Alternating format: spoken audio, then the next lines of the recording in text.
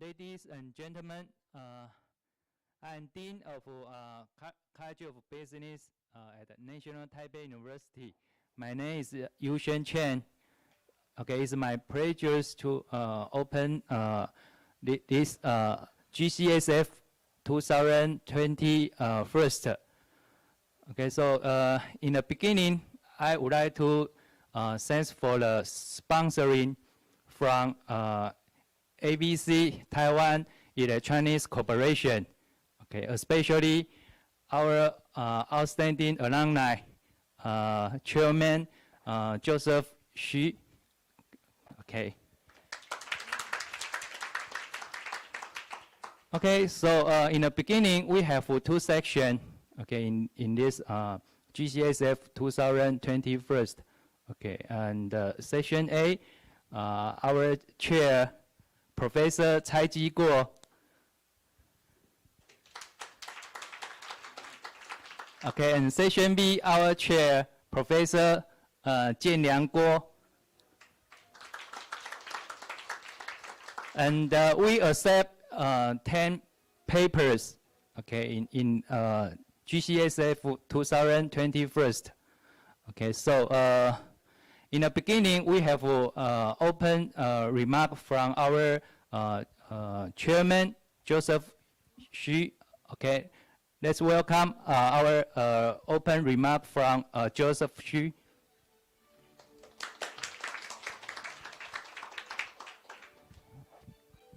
Good morning, Dean, Professor Chen. Good morning, everybody. It is my pleasure to join this forum. As you see, last year, maybe I can sharing some my feeling for Taiwan. Last year, under the COVID-19, is very serious. And a very special, very tough year. But we make a different accomplishment. Taiwan is the number one worldwide in the GDP growth. You see here, I just say Taiwan is number one. Here you should say it's number 8. But before Taiwan, number 1 to number 7, it is small country. Small business country. If we say Taiwan is the number 1 of the developed country, that's correct. Please see here. China, many years is grows very, very fast. But last year, China is 2.3% only. Taiwan's 3.1%. And Japan, minus 4.8. Switzerland also minus, American also. Why Taiwan is different? Why Taiwan is so big difference? Because Taiwan has semiconductor. Really, our company's power. We see here from 2000 to 2020, 20 years. Americans totally growth rate, and Taiwan, this is quite, you can see here, Taiwan and some different country. Taiwan 3.1, yes, number 1. Maybe we can see the next slide.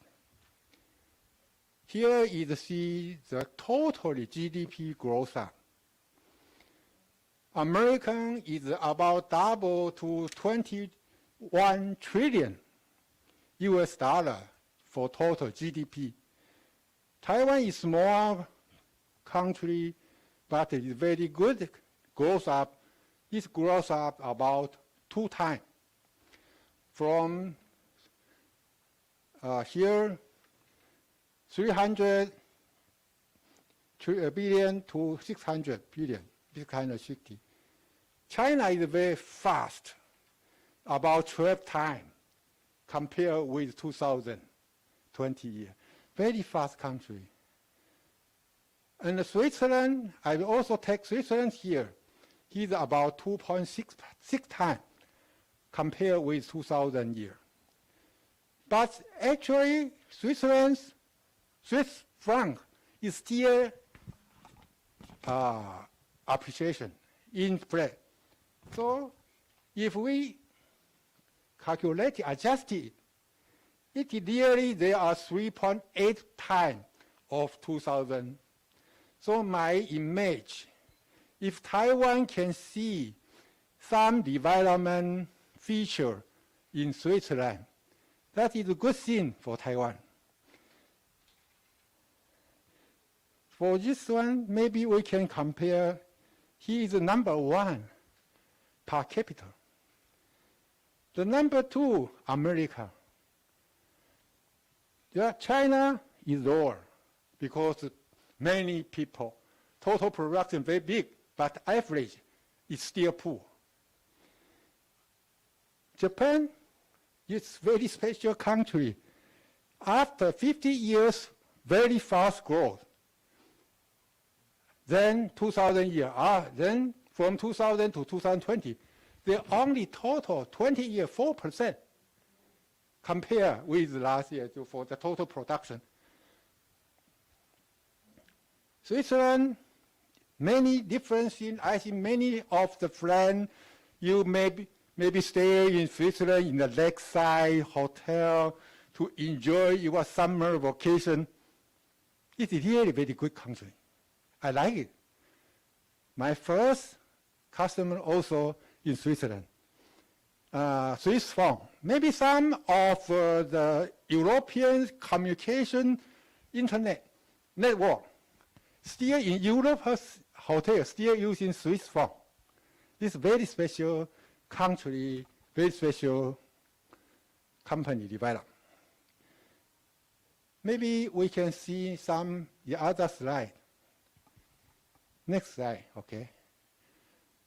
So my feeling, high technology with good environment, it is the image for all the developed countries to enjoy the life. Switzerland is a very different country. So I still thinking what Switzerland can behave like our model to do. ABC's mission is say, insisting the spirit of innovation and seeking for excellence to create everlasting innovation. Everlasting innovation. And we continue to develop. That is all people now very focused on what is sustainability. Company or school, university, same way. This year, we set up a technology innovation committee in our board meeting, under our board. And we are trying to do some industry and academic cooperation, develop some like tolerant cultivation. We are an electronic company. We hope our product can update, follow the trend of the technology development. And we are very focused on some material development, materials research. You see in Taiwan's semiconductor is using many of different materials. Every time when the technology grade up, the grade up should say that some material is have some breakthrough. Material achieve something, then technology achieve something. You know, our ICs manufacturing in the process now is going to more faster heat sinking, or say how make a more apply the new material to have a better solution in the heat sinking in the process. Like aluminum ceramic. So we are studying, we also set up our laboratory to have the material developed. And we think this is like our company is seeking for some of different new develop to match up with, to follow the new trend. We are still doing this way. We have a new factory just only for the material that make by ourselves. That is for the DDR5 double rating new generation power supply technology. That factory is just make the surface insulation, make granulation for our new high power inductor. Okay, next slide. I talk about Switzerland. I like it, and also I still spend every summer there about 1 week. I see there is very different thing, and I have many image. High tech. They have the green grass before their lawn. It is you can see the mountain view factory, the lake view factory. The environment is very good. And there fresh water, fresh air, everything, fresh food. And this is making me very strange feeling. There are still duty service, is military duty service, is still duty service. Taiwan changed to like a professional army system, no duty service again. Duty service now is only how many months? Maybe say 6 months, no, under 6 months. 4 months, yeah. 4 months for this high-tech military affairs, military equipment. That's not enough. They have 2 different countries in war. One is Switzerland, still duty service. The other is Singapore. Why is Singapore? There's a very small island. They have very high influence, the power worldwide. And finally, it is international perspective. You make it. I hope Taiwan can do this way, develop very high technology industry, develop our business, develop our industry, our economic growth. The second Taiwan miracle should be happen again. Do you think so? Thank you very much for you joining this meeting. Thank you. Okay, thanks for Chairman Xu's open remark. Okay, next is the presentation of manuscript. Let's welcome the chair of this session, okay, Professor Cai Ji Guo. Okay, good morning, and Chairman Joseph Xu, and all the welcome guests. Good morning. Okay, I think that innovation is very important, especially that the achievement of material will, lead the innovation of material. So thanks for Joseph to give us a very excellent speech. Okay, and next we will begin our presentation, and today we will have 5 papers need to be presented. And since the time is we already delayed, so I hope that all the speakers could control your presentation time.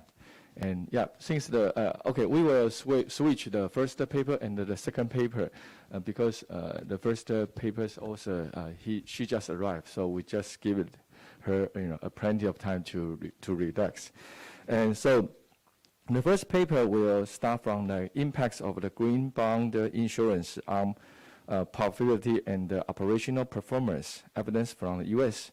The presenter of this paper is Min-Chun Chen and Pin-Yu Huang and Yong-Hyu Chen. Okay, let's give them the big hands for their presentation. Thank you.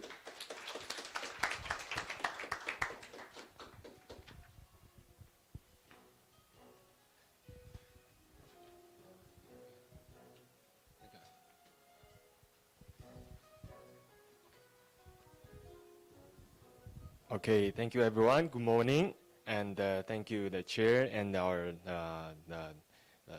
seniors from Taipei University.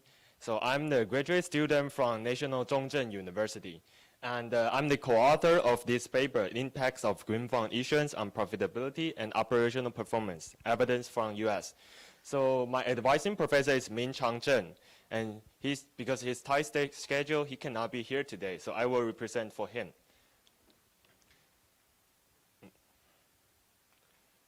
Oops. Sorry. It's okay, so let's start it. So I want to make a brief introduction of my research. So because we have limit of time, so I want to say why we want to do this research.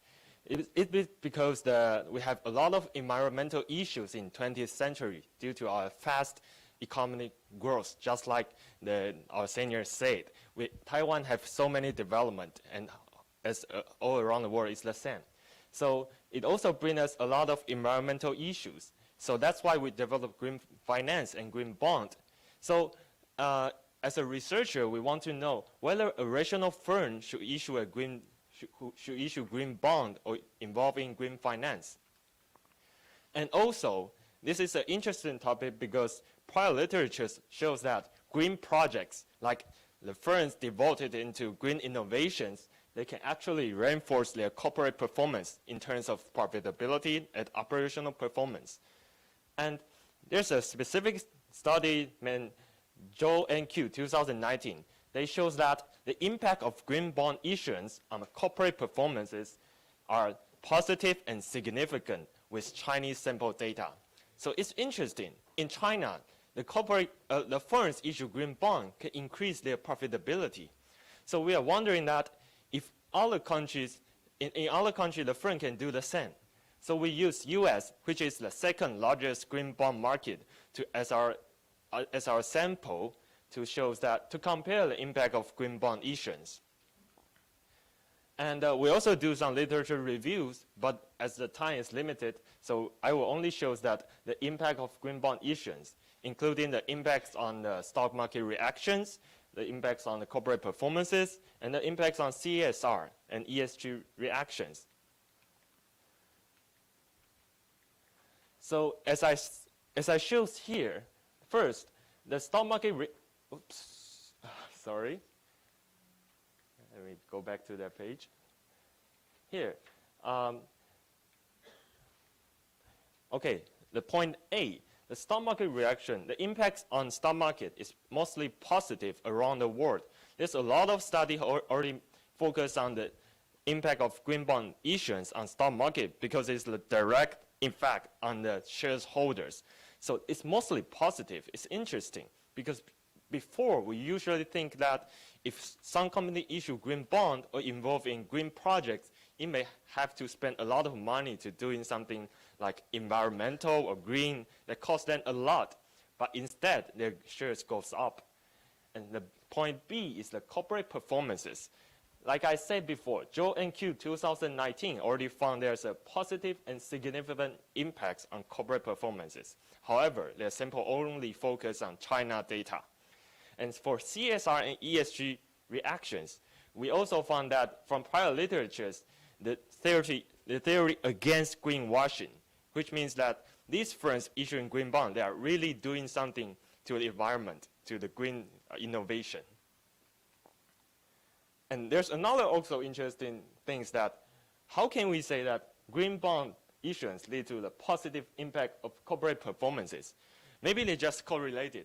Maybe they are not like, they don't have causal effect between each other. But we can say from this line of the story, we see that, first of all, Freeman 1984 shows that stakeholder theory means that firms should create all of the value to share, all stakeholders. And also here, I want you guys to see this one. Ajah and Carol and Ortiz de Majanona shows that green innovation improves firms' corporate performances and profitability.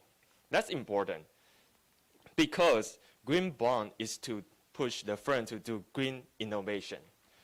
So my hypothesis is that whether green bond issuance of US-listed firms have positive impact on profitability, and the second hypothesis is that whether they have the positive impacts on operational performances. Our data is from US and is from 2016 to 2019.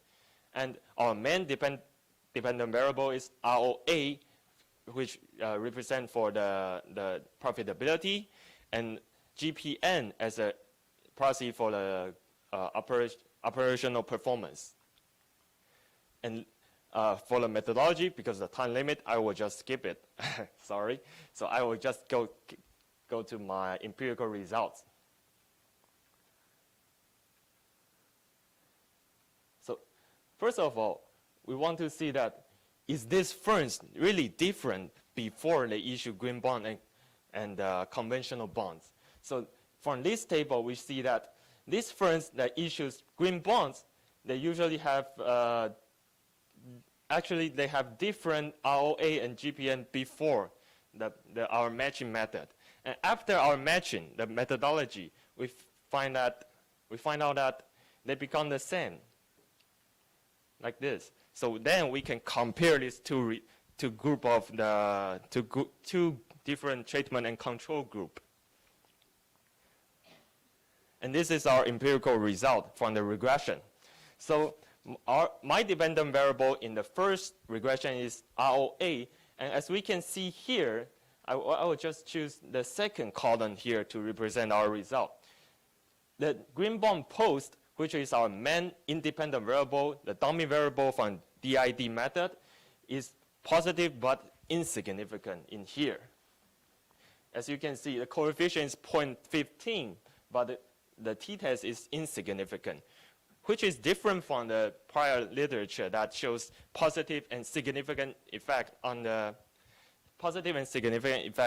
profitability. And also for our second regression, we focus on the green bond green bond issuance effect on operational performance, and we also see that the effect is insignificant again, which is inconsistent with the prior literature. So it's quite interesting. In China, they have positive effect and significant. But in US, we don't see this effect. And we also do the robustness test. And we also do not see any positive effect on, as I showed, in the whether it's ROA, ROIC for the profitability, or GPN or NPN for operational performance. We just do not find any significant results. So here's our conclusion. Our major finding is that, for profitability, there's positive impact on ROA, but it's insignificant. And we also use ROIC, which is return on invested capital. The result is negative, but still insignificant. For operational performance, the impact of the whole regression is insignificant. So we don't know why. And we have some conclusion, like we mentioned that we contribute this difference to two main things. Because China and US is different country. And especially in China, according to the Climate Bond Initiative 2017, they said that the cost sharing and the subsidy and the tax deduction to the green bond insurance provided by the China government maybe support a lot to the green bond issuance. So that's why they have the positive effect on their ROA and GPN.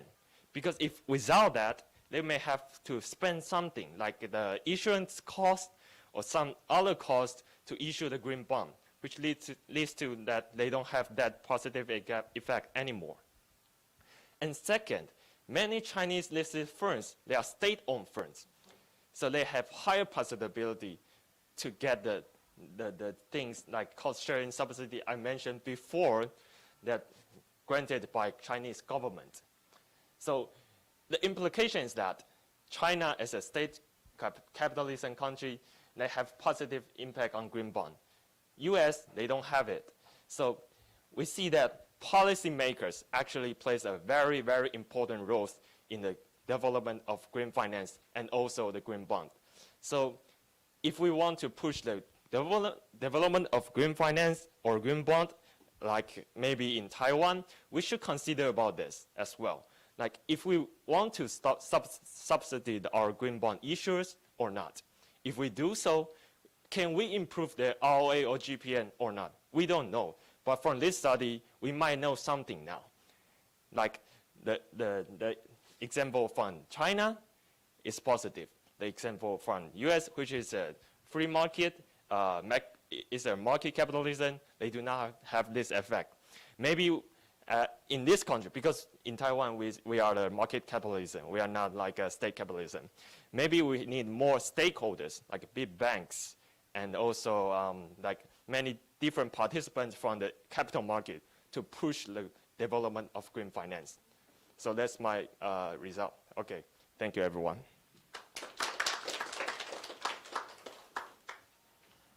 Okay, thank you. I think we don't have time for the question for each presenter, so we just wait until for the final. Okay, and thank you for your great presentation. And yeah, you found the difference from the other paper's result. And yeah, and finally, I think that is a good one. You try to explore if we conduct the same study in Taiwan, what's the difference? Yeah, thank you for your great presentation. So the next one will present by the topic will be is the the carbon neutral living, a case study of the carbon negative products business model. And this paper is presented from National Taiwan University of Science and Technology.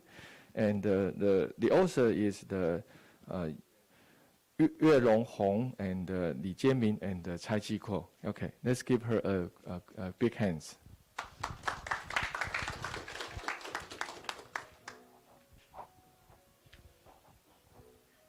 Good morning, and thank you for Chairman Professor Guo, and thank you for all to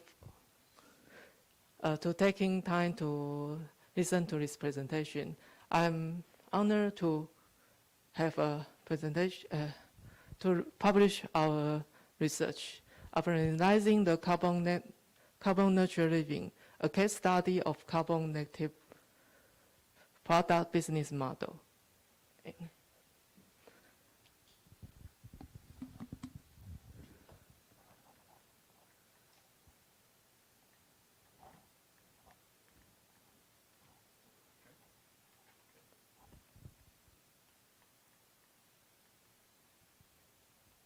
Individual behavior change is a last step of achieving net zero greenhouse gas emission around the world by 2015. This study collaborated with Family Mart, the second largest convenience store group in Taiwan, and developed a new paradigm that encourages personal social responsibility, PSR.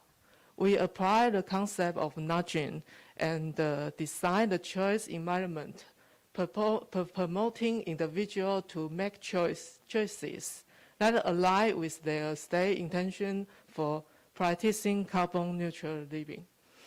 The research found that achieving carbon credit to products thus create an incentive for consumers to purchase carbon negative products. The results show that the average weekly sales volume of the 15 carbon negative products has significant growth by 14.3%. This indicates that the feasibility of the carbon negative business model. Motivations. To preserve a livable climate, we must achieve the net zero greenhouse gas emission by 2015. Through changing our individual habits, we can tackle the climate emergency and build a sustainable and resilient world. Insufficient global participation and the carbon price signals are currently the most pressing challenges in the global response to climate change. A key issue is how to awaken public and steer it to action.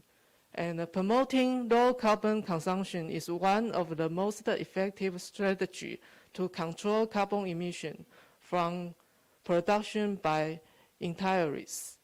Behavioral science or economics was developed in the 1950s, explaining the decision-making inertia of humans or economic individuals. This indicates that how to apply the concept of nudging and design the choice environment to promote the individual to make choices that align with their state intentions for practicing carbon neutral living. And what is carbon native products? Carbon native products are products whose carbon footprint is less than their carbon credits. In other words, surplus remains after the carbon dioxide emission during the product life cycle are offset by the carbon credits generated through carbon abatement activities. For example, if the carbon footprint of a product is 0.728 kilogram CO2 equivalent, after offsetting the carbon footprint with 1 kilogram CO2 equivalent of carbon credits, there is a surplus of 2.282 kilogram CO2 equivalent.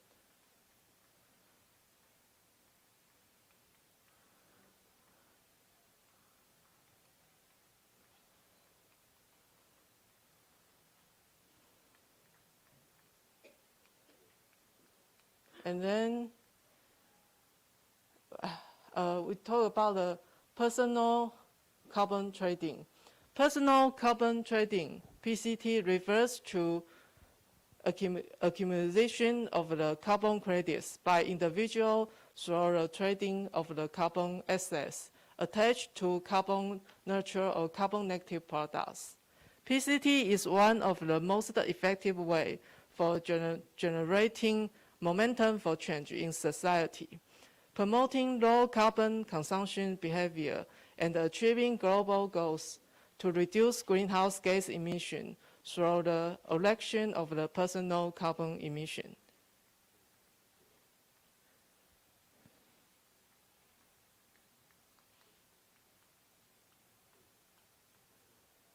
And in our research, we focus on the following behavior theories, such as the rules aversion, the certainty effect, and the pheromone effect, and the present bias, and the peer effect, endowment effect, and the hysterics.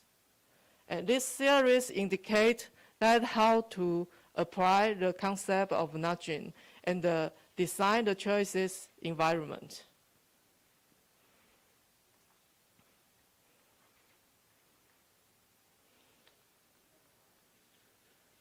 And that's our theoretical model for the PCT. It's the key finding. If the attaching carbon credits are more than twice the carbon footprint of product X, indicates that consumers will increase their purchase of product X. And this is our carbon asset information system. Internet of Things technology is used to uniquely identify and trace carbon credits acquired through the individual purchase, and also provide account management service for trading, transferring, and storing individual carbon credits. This operation procedure is described as the follows. And this is our homepage, and the consumer carbon asset can be used to and take the three ways through our front-end interface. And it's the poster to promoting carbon neutral living. And this is our carbon negative products in the Family Mart Bayview store in National Taipei University in Sanxia. And out of hundreds of products sold in Family Mart, our studies select 50 products which had the carbon footprint labeling requested by the Taiwan's EPA. The performance of our carbon negative product sale and the pilot of a carbon negative business model was launched on January 2020. And this study collected 8 weeks sales data for the 50 carbon negative products in Q1 2020. And compare this data to the same time period of the previous year, Q1 2019. The results show that 15 carbon negative products has a significant growth by 14.3%. This indicates the feasibility of the carbon negative business model. And conclusion, the remaining carbon budget for limiting global warming to 1.5 degree Celsius we are likely to exist within this decade. However, economic policy instruments to guarantee potentially very costly net carbon dioxide removal have not yet been devised. Here we propose a carbon negative products business model to provide the basis for widely applied nitrogen design and the PCT systems to facilitate a carbon neutral living. As the study investigated the sales of 15 carbon negative products and verified the feasibility of the carbon negative business model, we concluded that the PCT and the personal carbon budget will need to become an integral part of the global climate policy mix if we are to ensure that the ability of ambitious climate targets and equitable distribution of mitigation efforts across individuals. And thank you for your attention.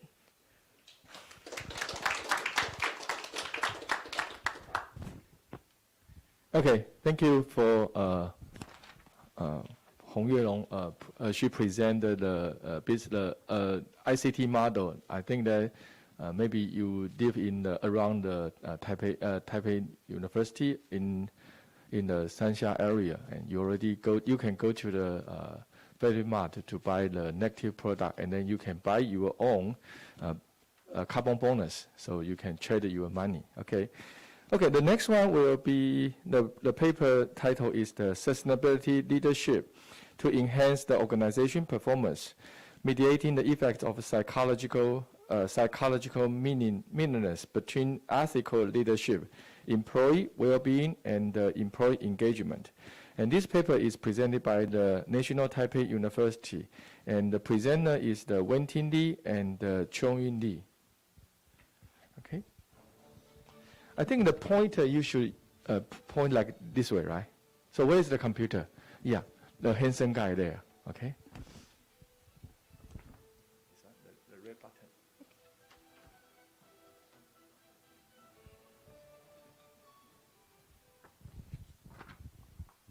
Okay, good morning, everyone. I'm Wenting Li, and I'm a master's student from National Taipei University. And today I'm going to present my research. The topic is Sustainability Leadership to Enhance Organization Performance, Mediating Effects of Psychological Meaningfulness between Ethical Leadership, Employee Well-being, and Employee Engagement.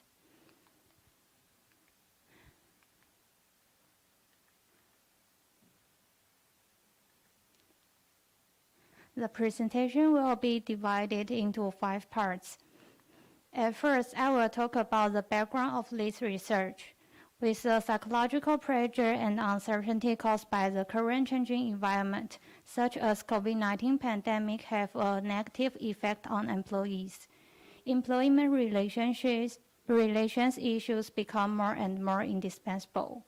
Besides, with the promotion of work-life balance and integration, the concept of little happiness, we call it 小确幸 in Chinese, which gets high praise in Taiwan recently.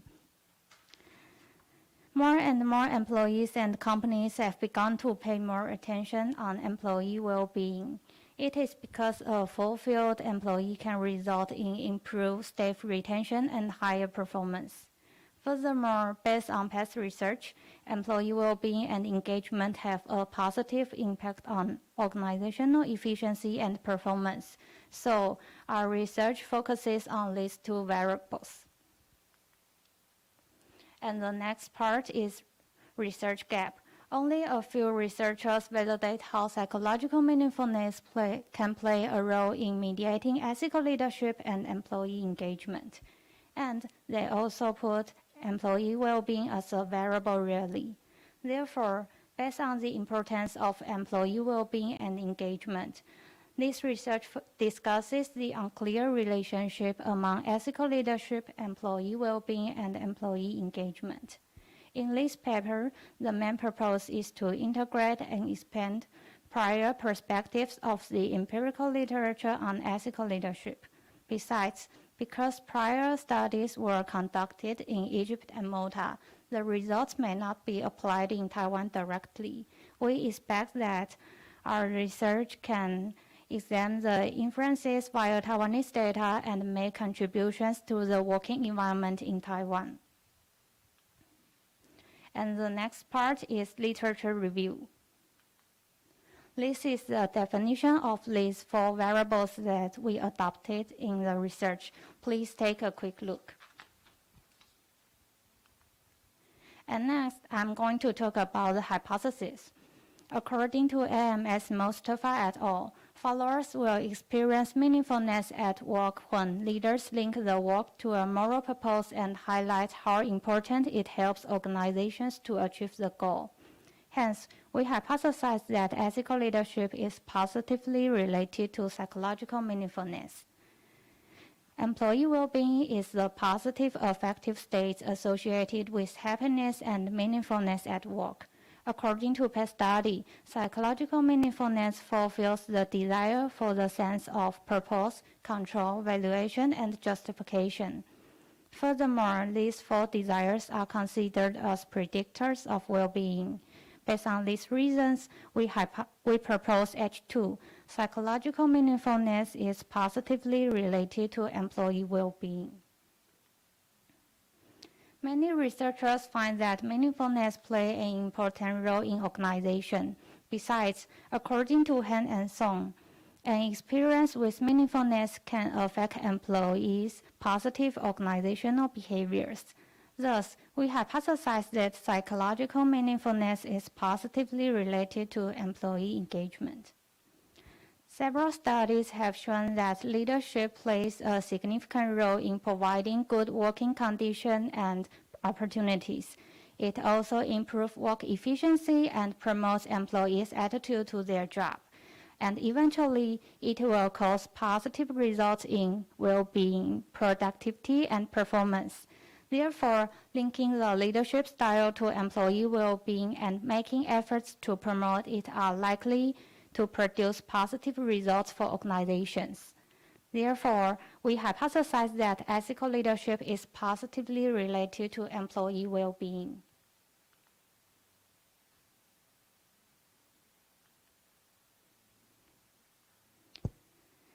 In Brown et al.'s research in 2005, it indicates that there is a positive relationship between ethical leadership and job dedication, which is a major element of work engagement. Hence, we developed hypothesis 5. Ethical leadership is positively related to employee engagement. Prior research has also shown that meaningfulness is a mediator and moderator of the ethical leadership and work engagement relationship. However, its lack of integrative relationships among ethical leadership and psychological meaningfulness, employee well-being, and employee engagement. Therefore, this study integrates and extends several previous studies to examine the mediating effects. Thus, we establish H6. Psychological meaningfulness mediates the relationship between ethical leadership and employee well-being. And H7, psychological meaningfulness mediates the relationship between ethical leadership and employee engagement. And this is a hypothesized research framework. And the third part is research methodology. Convenience sampling was adopted for data collection. Most of the research participants are EMBA students in a national university in Taiwan, and most of them are the management in the companies. There are 195 participants consisted of each age group and career stage. The framework of this research is derived from past studies, and we integrate those theories to our model. All items in the survey are also derived from past studies too, and the construct is rated on a 7-point Likert scale. Part 4 is results of this research.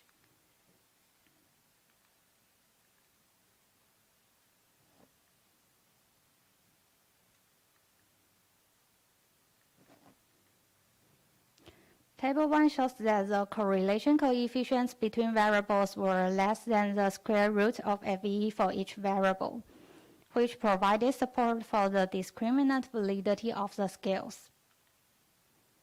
And in Table 2, the results show that all the direct effects among ethical leadership, psychological meaningfulness, employee well-being, and employee engagement are statistically significant. Hence, H1 to H5 are all supported.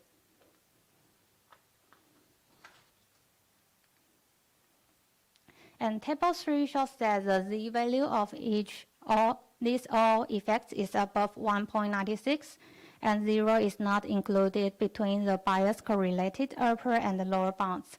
Therefore, both of two mediating effects are significant. At the same time, the direct effect is still significant too.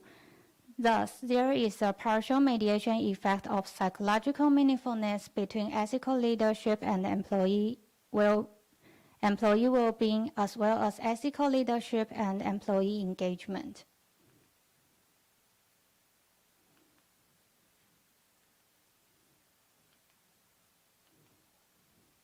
And the next part is conclusion. At first, I will talk about implications. The results of the present study validate the research framework we hypothesized. In terms of its theoretical implications, psychological meaningfulness has partial mediating effects on ethical leadership, employee well-being, and employee engagement. This resonates with the findings from previous research and the exam hypothesis that we developed in this study. It means that ethical leadership is the main issue for organizations to enhance organization performance and maintain employees' positive affective states. That is, when leaders adopt ethical leadership, employees experience psychological meaningfulness, and then enhance employee well-being and engagement. In terms of managerial implications, with more and more institutions identifying stress-induced problems as a work-related disease, employees' mental health become a main business.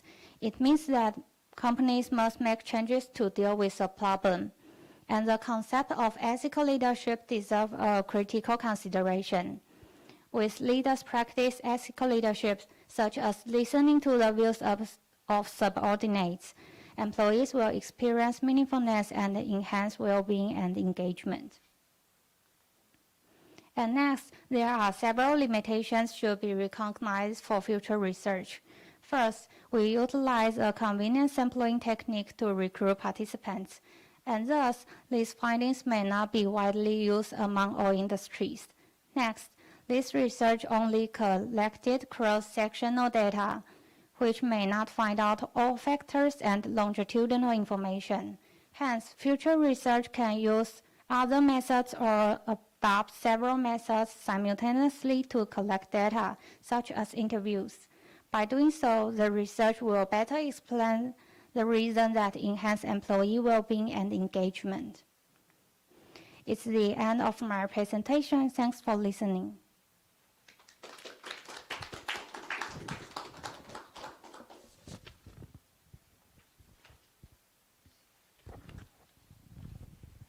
Okay, thank you for a great presentation. Yes, the leadership is very important for the company, especially if the ethical leadership has the positive impacts for the company, for the employee engagement. So yeah, that will be a very good encouragement for us. Okay, the next one will be the fourth paper, and the title of the paper is the Corporate Sustainability Through the Global Supply Chain Network. And the paper is presented by the National Taipei University, and the presenter will be Ko Jia Yu, right? Okay, yeah. You're very welcome. Right. Thanks for the session chair for the introduction, and also especially thank the chairman Xi for organizing this wonderful event. When I know the forum from our dean, Professor Chen, I thought this paper is a wonderful fit for this event because I cover corporate sustainability, global, and what else? Corporate, right? So I cover 3 words in the forum. So I cover like three quarters of the total forum, the keywords of this forum. Right. This is a joint work with our former dean, Professor Xianglin Qi. We all live in Taiwan, where we know that there's a lot of different events. We sit in the central of global supply chain, right? After the event of the Evergreen ship stuck in the Suez Canal, we know the importance of supply, how an event far away can trigger events like in the dominant country. Okay, this is another example for this event. On September 4th, 2013, a wildfire broke out at a DRAM plant at Wuxi. Okay, if you're sitting in North America, in the U.S., in Silicon Valley, you probably wouldn't know where it is, right? Okay, but when the wildfire broke out, the very next day, the DRAM price rose 27%, okay, to the annual high of that year, right? So we know that supply chain, as the global supply chain grows toward, is getting more and more complicated over the years. This is a real, I didn't make it up. This is the global supply chain network from the database in 2004. And this is how it looks like in 2020. Okay, it has become a more and more complicated place where we live. So when we think about sustainability issue, how to achieve sustainability, we cannot leave out the effect of supply chain, evident by another paper that also by Professor Qi, right? The companies know that. The companies know this. When TSMC commits to their net zero pledge, they ask their suppliers, they bring their suppliers together, ask them to cut their energy consumption by 20% by 2030. Apple took an even steeper approach. Okay, Apple commits to be 100% carbon neutral by 2030, so they ask their supply chain to be carbon neutral by 2030. Okay, and actually, this is a report that I just saw when I draft this presentation. this year, Apple even doubles the count of the carbon neutral suppliers, right? So our question is like this. So how do supply chain networks shape corporate sustainability outcomes? How do supply chain network affect the supply chain, the corporate sustainability outcomes? Our data to answer this question, our data comes from the standard financial database from CRISP and CompuStat. To add toward the corporate sustainability result, we look at the corporate sustainability outcome data from Thomson Reuters Refinitiv data. To accompany this, the way that we identify how the supply chain network is formed, we use a data set that's kind of quite new right now. It's compiled by FactSet Revere. It's globally, it covers globally more than 300,000 relationships from North America, so it's not working here, from North America all the way to Oceania, okay, from Australia and other countries in the Pacific. We cover the companies from 2004 to 2020, wherever we have the data. Right. So the first issue that we think about is how important, so the importance of a company in the supply chain, would that affect the sustainability outcome? Prior research shows that if you are more central in the supply chain network, you play a more prominent role in the supply chain network, you have better chance to get a higher profitability, okay? In our conjecture, when companies play a more prominent role in the supply chain, they're going to face more pressure from their counterparties, right? So you're sitting in the middle, for example, your TSMC, you are importing the supply chain network, you're going to be faced a lot of pressure from your investors, from your supplier, from your customers, pushing you toward this sustainability goals, right? So our hypothesis is when companies play a more prominent role in the global supply chain, they will need to focus more on the sustainability outcomes. So to test our hypothesis, we use the measure called centrality, how central the company is in the global supply chain network, and see how that measure relates to the corporate sustainability outcomes. Okay, this is a regression of a lot of different controls with the usual fixed effect, industry fixed effect, year fixed effect, and so on. I just leave it out. But the main takeaway is that if you're more central to your supply chain network, you're going to have a higher sustainability outcome. It's probably not new for you, I guess, right? But there's another hypothesis we test, is that first, we have another measure called upstreamness. The measure is coming from another paper that's published in RFS, Goffman and Wu. And what they show is that firms that are further away from consumers have higher risk premium. They get higher returns.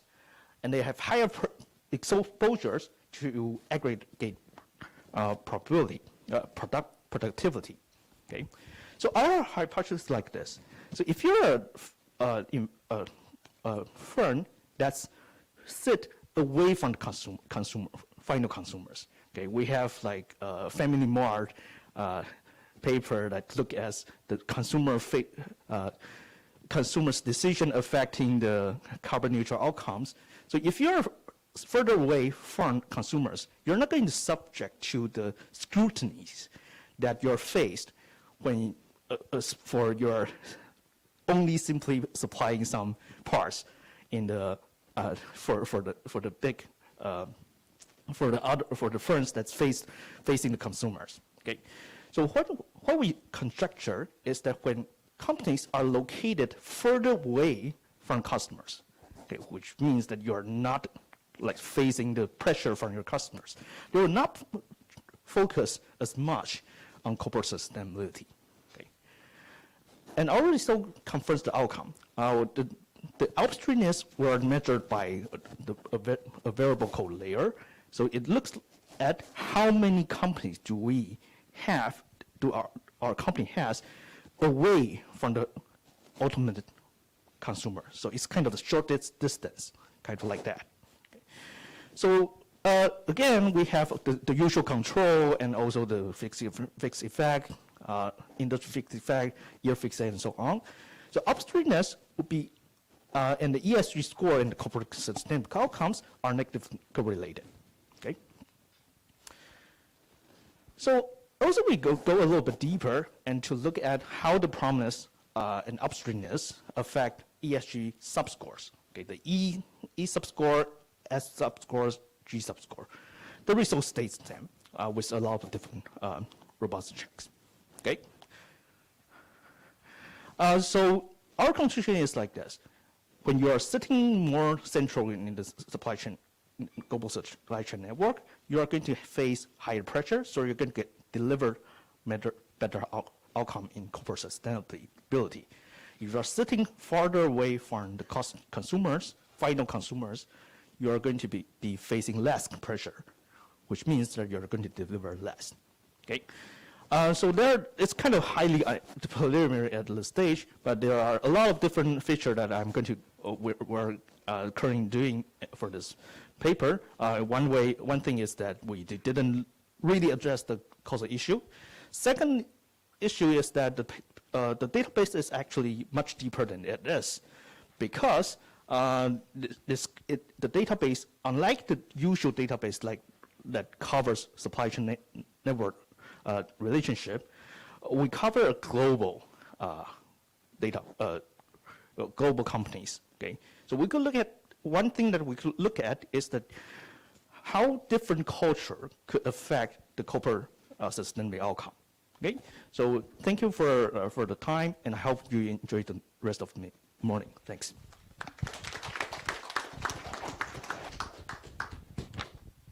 Okay, thank you for the great presentation. Yeah, and see the first one we talk about the green bonds effects for the finance, and the second paper we talk about the leadership, the ethical leadership for the corporate performance. And this paper we talk about the green supply chain effects for the enterprise. So yeah, see, you can see from the internal and the external, we have a lot of great papers to present it.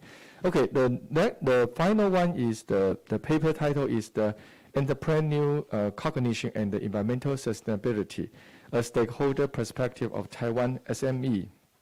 This paper is presented by the National Taipei University, and the presenter is Hanping Qu and Qizhu Huang, Henyu Liu, and Menjia Xian, and Tinlin Lin. Okay, so let's welcome the presenter. Thank you. Okay.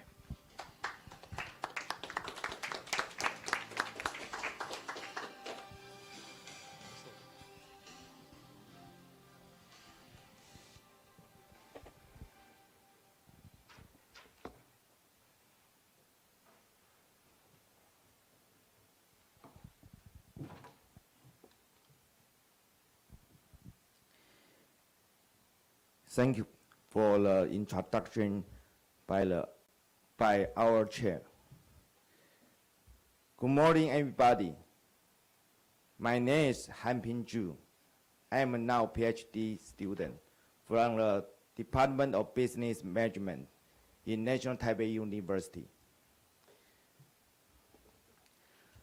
The topic of my presentation is going to be entrepreneurial cognition and environmental sustainability, a stakeholder perspective of Taiwanese SMEs.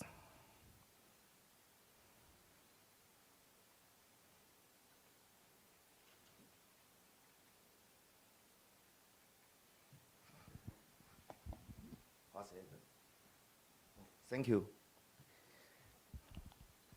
Only when mankind treat nature well can nature reward mankind infinitely. That's important.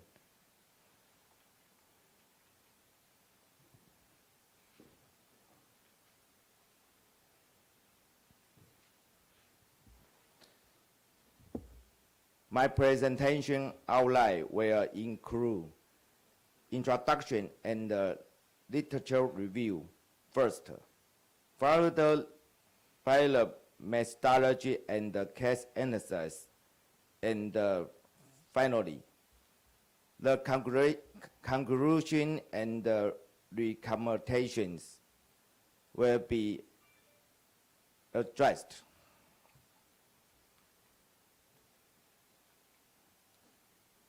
Okay.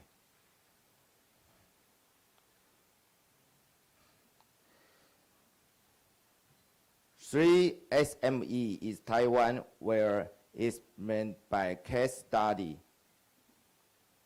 messaging to analyze their entrepreneurial conditions, stakeholder management, and innovation for environmental sustainability.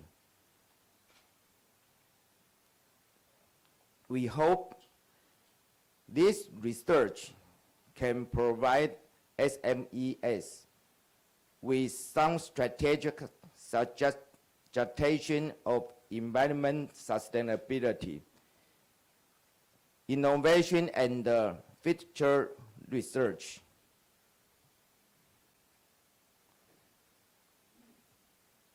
First of all, we research in literature of SMEs,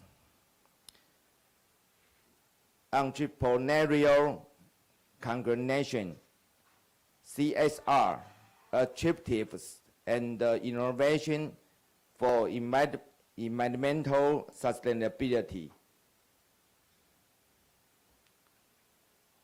Secondly, we explain why qualitative research methods are selected, case selection criteria, and data collection. We feature analysis case by first-hand data from interview and secondary data and purpose research, conclusion, and recommendations. Please see what we show to you on the slide.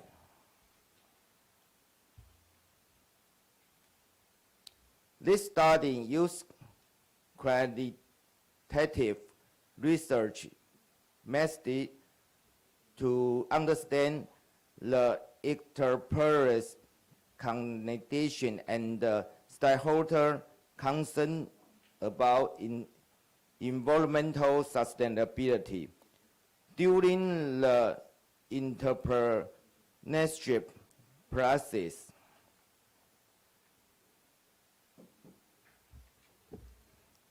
By using in-depth interview, we go to reach information about environmental sustainability and the CSR action of case comparison and enable researcher to get meaningful experience and narrative scenarios of their evolution process. This is our research framework.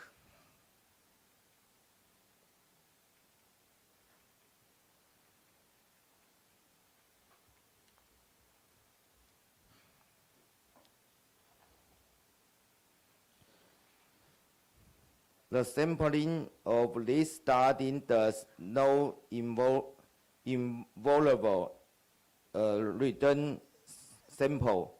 Interest in it is theory, sampling and selected case comparing that have 1 to 2015 to 2016.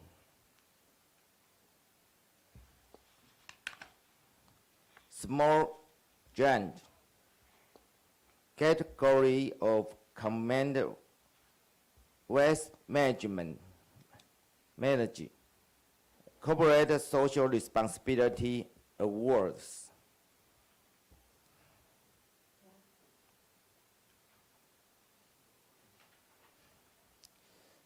Company C started to collaborate what university and sensor phone to co-develop of remote intelligence monitoring service. Let's enforce city detect water quality.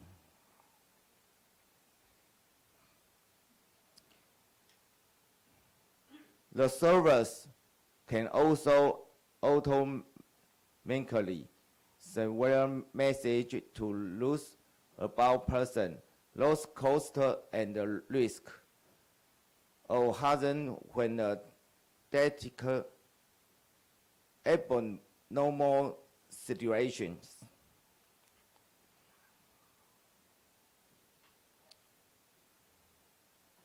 Chris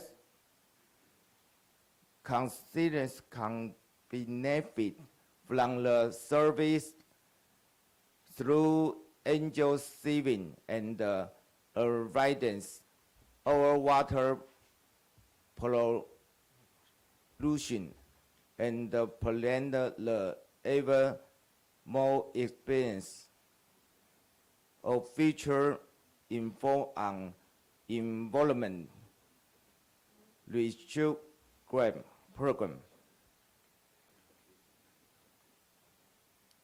Okay. This study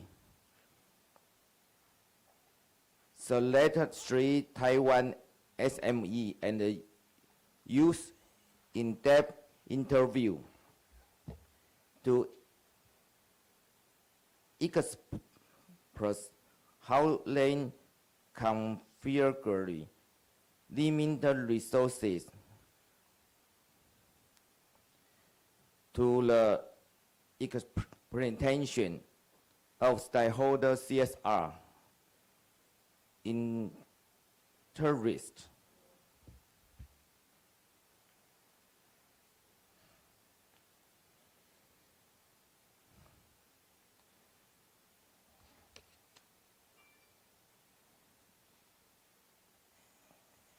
Entry parameters,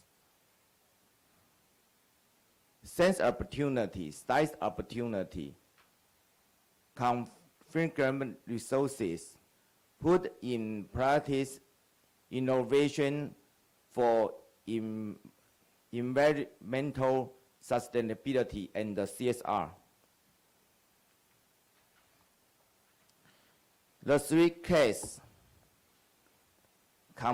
Community overtook the environmentally sustainable innovation and the CSR practice as dominant logical and layer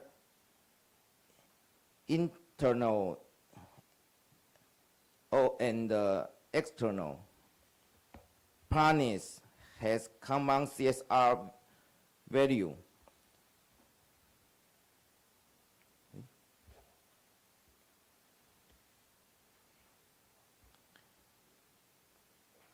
They have invested their effectiveness in actively practicing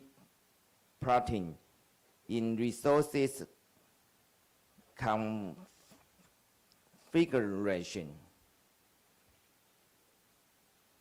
Okay, this is research framework.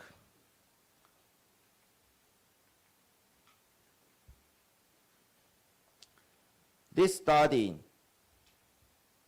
in-depth interview mentions to select only 3 cases and employ SMES.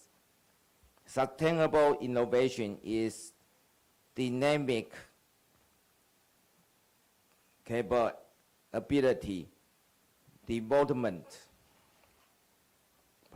process.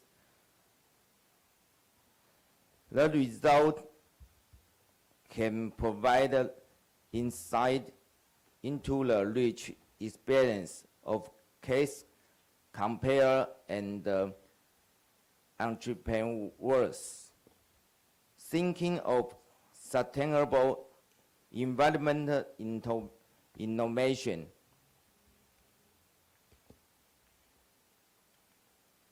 However, this inductive result may be partially biased by subjective cognition and memory of respondent and the difference in industrial characteristics. 6.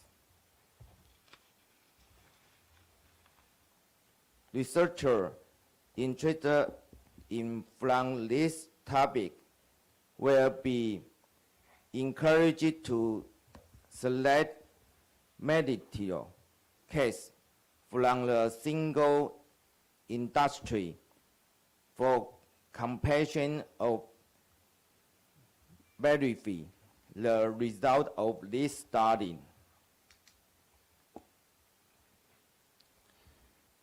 I would like to show the slide again as the end of my presentation. I also wish you have a good future and enjoy a good nature.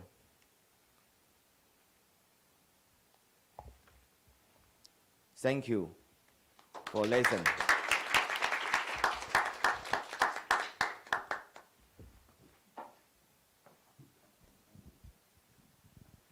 Okay, thank you for a great presentation. Yeah, I think the entrepreneurial cognition is very important for the great leader. I think Joseph Xu is the best model, the best representative for the entrepreneurial cognition, because in the presentation he just told us that the leadership about the innovation is very important, and also he liked the Sweden. I never been there, but I hope in the near future I can have a chance to go there. Okay, and I'm sorry that I think that I'm not a good chairman, because actually the time should stop around 10:20, and right now it's already over 10:20. So yeah, we don't have time for the questions, but the presenter, they are here. So I think I want to stop the presentation, this section right now. And if you are interested about any topics with the presenter, please exchange your name card, or you exchange your information to communicate for each other. And thanks again, and thanks for the National Taipei University. They have a very great discussion conference here. Thank you. Okay.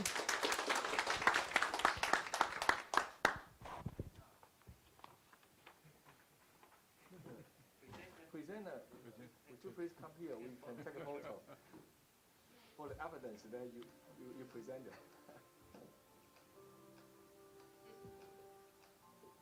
可以脱口罩，拍照可以脱口罩。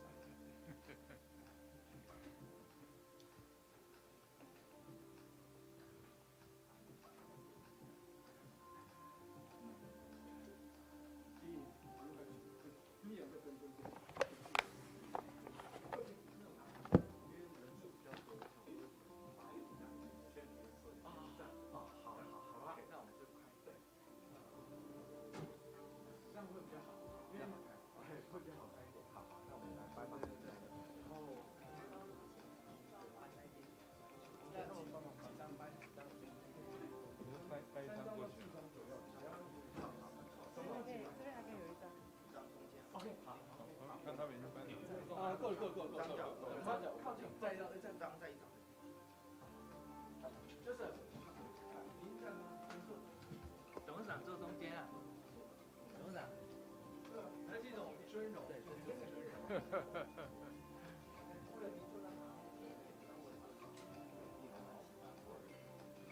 还有一位呢。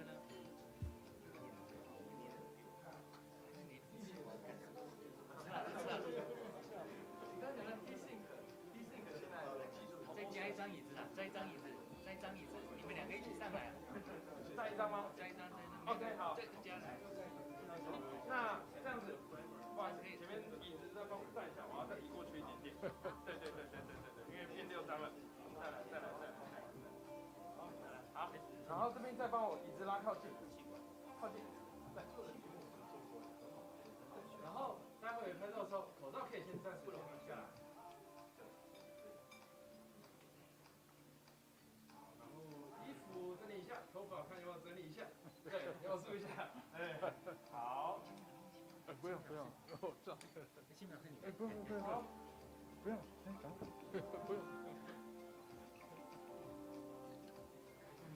我可能需要你们再往后退，因为走到这里来，对，这边都会看到。对，下一场，没关系，来，再加一个椅子，不用了，确定坐下了，不要紧，你们坐下，来，挤一下，来。好，那。是。对。再来，对。好。你帮我坐靠近，对，拉靠近，小心手。好。先测一下光哦。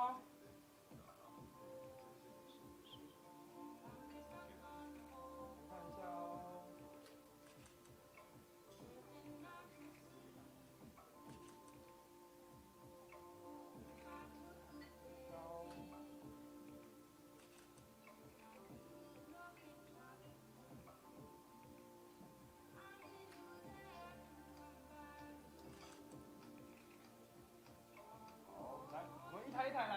台先，来，没关系，你先，对，来，帮大家都一下，来，一台先。这边，来，1、2、3，好，跟站哦，来，1、2、3，好，来，同学来，下一台。好，来，1、2、3。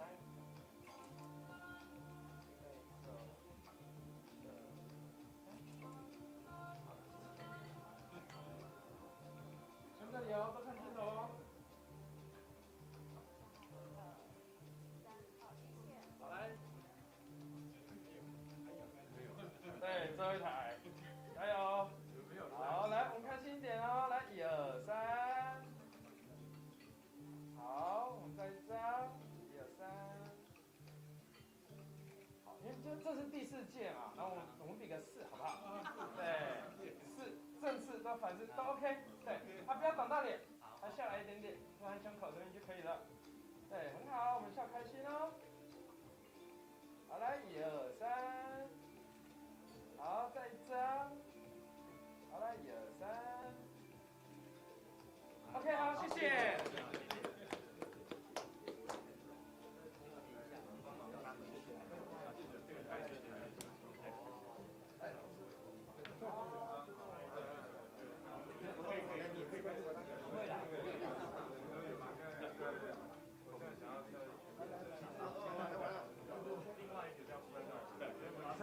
小心！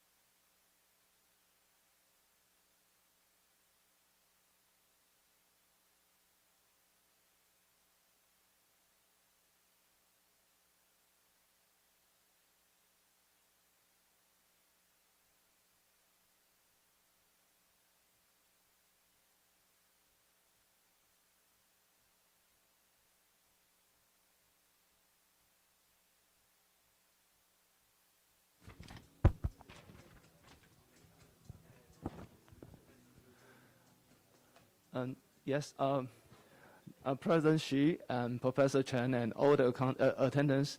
Hi, my name is David Guo from National Kaohsiung University of Science and Technology. It's my pleasure to host the second section here.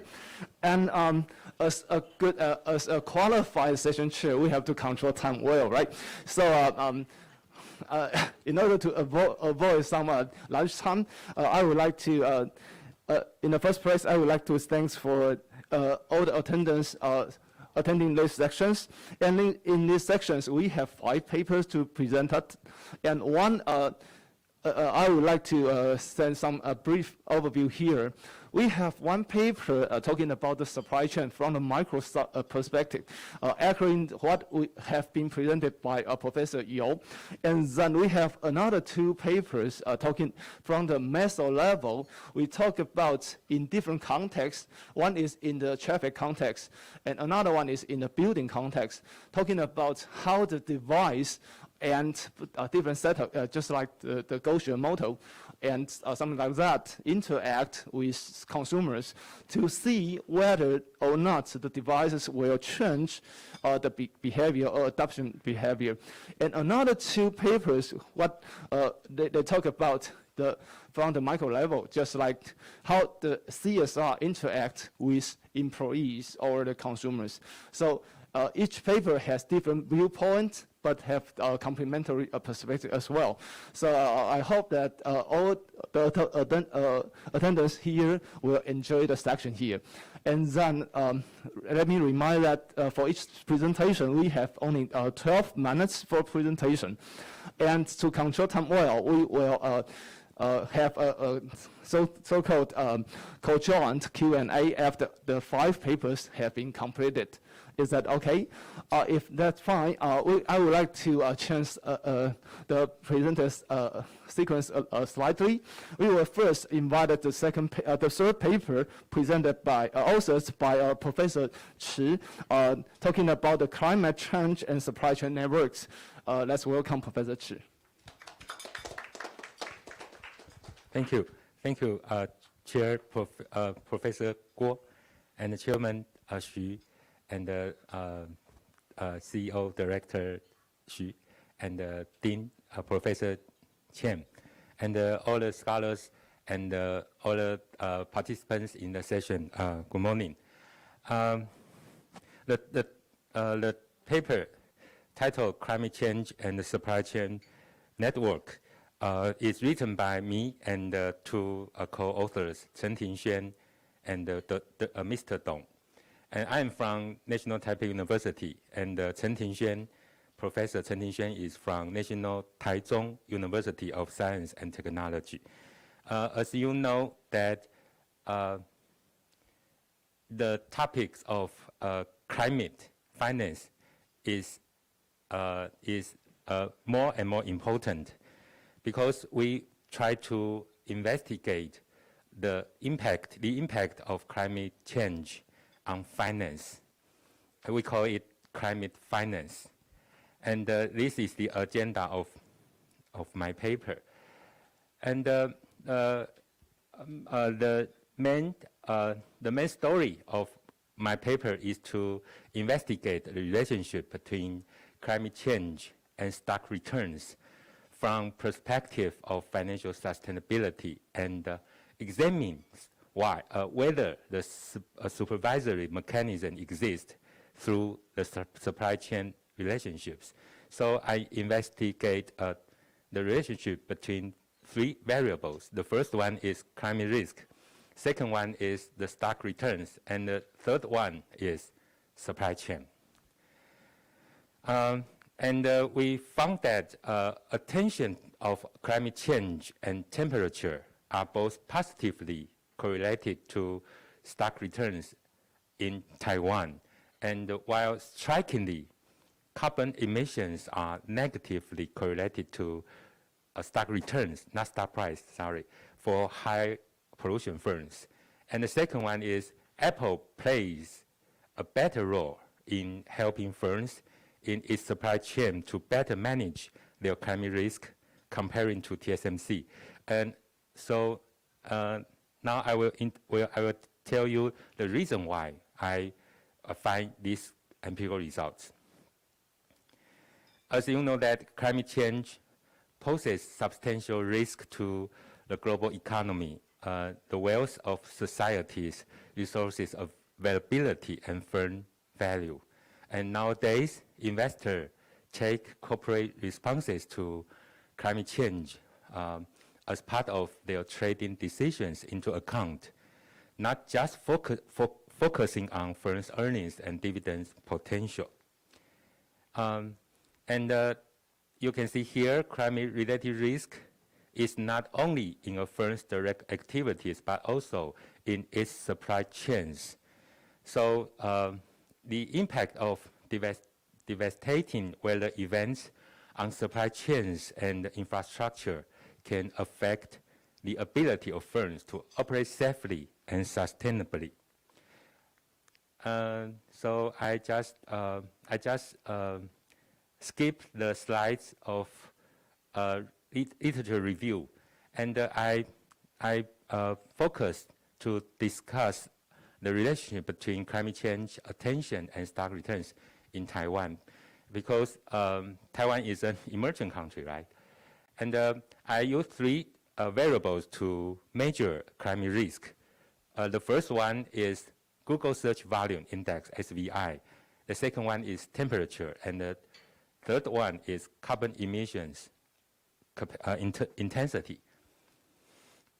So I skip the literature review slides, and just I want to use these slides to tell all of you that the rationale of my paper.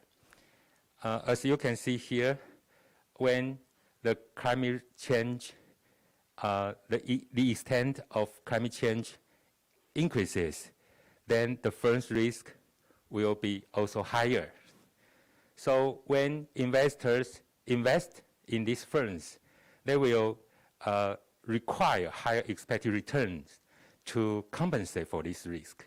So when the extent of change risk is higher, then the firm's stock return will be also higher. So change risk, the relationship between change risk, climate change, and firm stock returns will be positive. And the positive effect, the impact will also be impacted by two factors. The first one is if a firm is a high pollution firm, the positive impact should be higher, because high pollution firms will bear higher climate risk. And the second factor impact this positive impact is supply chain. Why? Because we think that supply chain play for example, TSMC and Apple, they have a very large supply chain, including upstream and downstream. And TSMC and Apple, they will play a role to help the firms in their supply chain to better manage the climate risk, to lower the whole risk of the whole supply chain. So if TSMC and Apple play a good role to help firms in their supply chain to better manage climate risk, then this supervisory mechanism will reduce the positive impact. Reduce the positive impact if TSMC and Apple play a good role to help the firms in their supply chain. The research method and data resources, you can see here the dependent variable is stock returns, and we use three variables to measure climate change. And we also use a dummy variable of supply chains, the supply chain of TSMC or Apple. And X means that the control variables mainly consist of firm-specific variables. So if if investors require higher expected returns when they invest in firms with high climate risk, the beta 1 is expected to be positive, right? And if Apple or TSMC play a good role to help firms in their supply chain to better manage their climate risk, then a beta 2 is expected to be negative, right? So let's go to the data. If we collect firm-specific data from TEJ, 台湾经济新报, and we collect temperature data from Central Weather Bureau, and we collect the firms in TSMC and Apple supply chain from Qunyi, Super Winner, and Apple supplier reports. And we classify firms into high pollution firms and low pollution firms based on Taiwan Ministry of Economic Affairs. And the sample size we consist of 1,007 listed firms, and the sample period is from 2014 to 2019. And the research result, we skip these slides, and you can see here. You can find that the climate risk variable, the beta is positive and significant. That means that when climate risk is higher, then investors will require higher expected returns when they invest in these firms, right? So higher level of attention to climate change increases stock returns. And you can see here, it's a striking result, because you can see here that climate change produces a positive impact on stock returns among firms in TSMC's supply chain. That means that the supervisory mechanism does not exist in TSMC's supply chain, because as I described earlier, this variable should be negative, but we found the coefficient is positive and significant. So it seems to us that TSMC does not play a good role in helping firms in its supply chain to better manage their climate risk. The result here is very similar.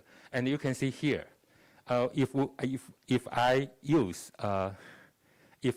classify firms into high pollution firms and low pollution firms, if we look at the results of high pollution firms, you can see here, for TSMC, the coefficient is positive, but for Apple, the coefficient is negative. That means that TSMC does not play a good role, but Apple plays a good role in helping firms in Apple's supply chain to better manage its their climate risk. So for high pollution firms, Apple plays a better role in helping firms in its supply chain to better manage their climate risk comparing to TSMC. Okay. It's similar results. Okay, so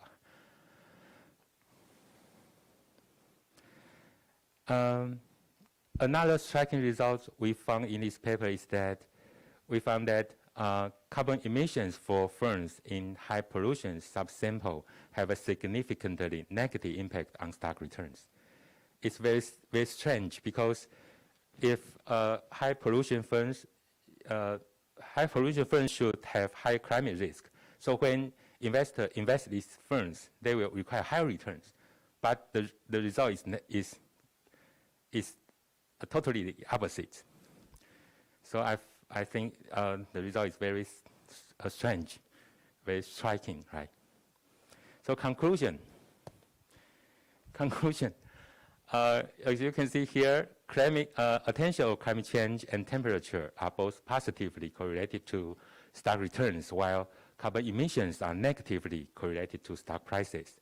And the second one is climate change produces a positive impact on stock returns among firms in TSMC supply chain, representing that TSMC does not play a good role in helping firms in its supply chain to better manage their climate risk.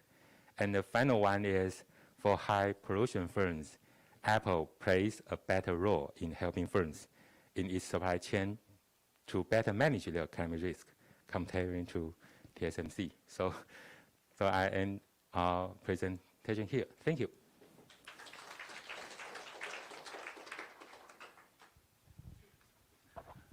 Thanks for Professor Chi's great presentation. We think the professor highlights the possible relationship with the financial outcome of supply chain and individual firms and the role of that one. So just like what have been spotlighted by the impact investment, I think it's a very good perspective and good research.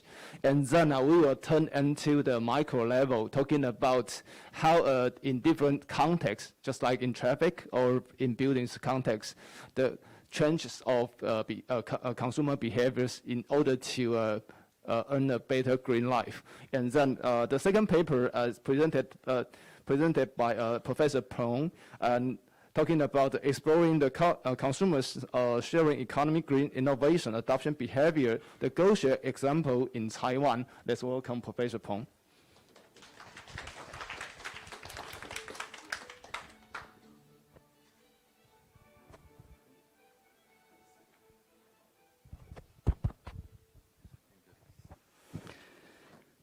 Thank you. Good morning. Welcome, everybody. And it's really thankful for Chairman Xu to be here. And he's been sponsoring us for many years for now, right?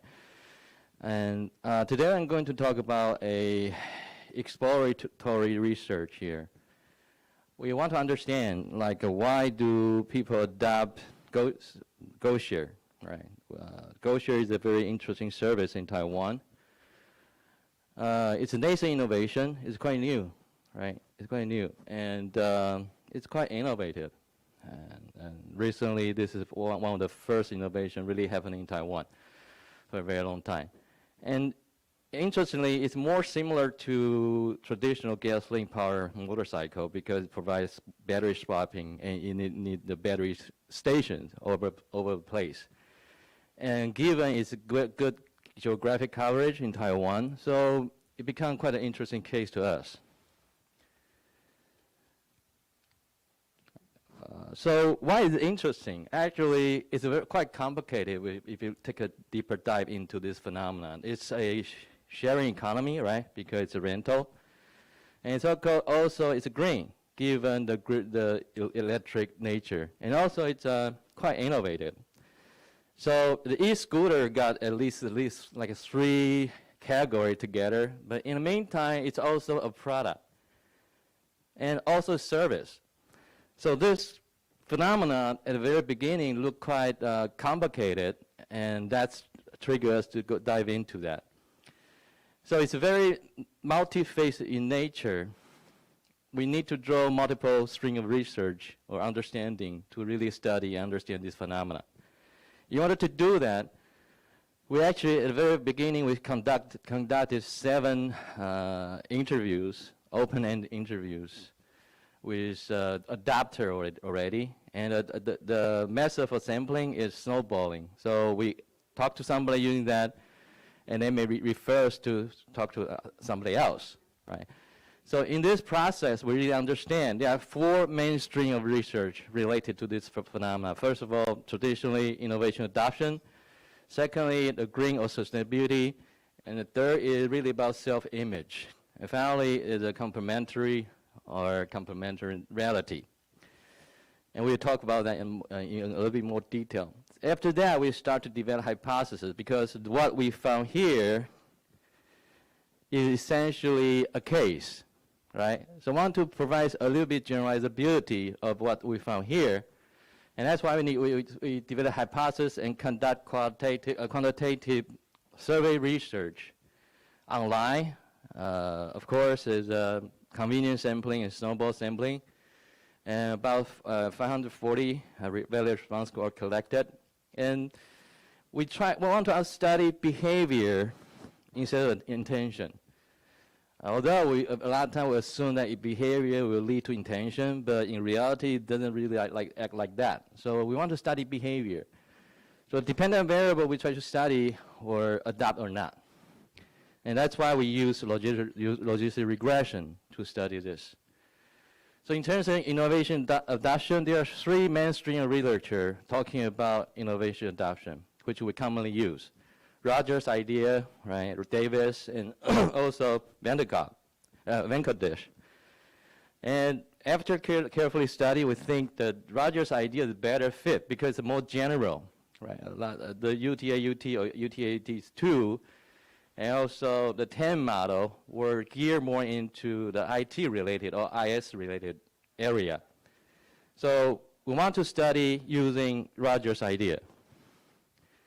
The Rogers' idea talking about relative advantage, whether this new innovation is better than previous one, or whether it's very complicated to use, or whether it's compatible with previous innovation. People don't need to use a lot more energy to learn to use that. And triability, where you can try it, and finally, whether you can observe how it works. And supposedly, these innovation characteristics will help the adoption of innovation.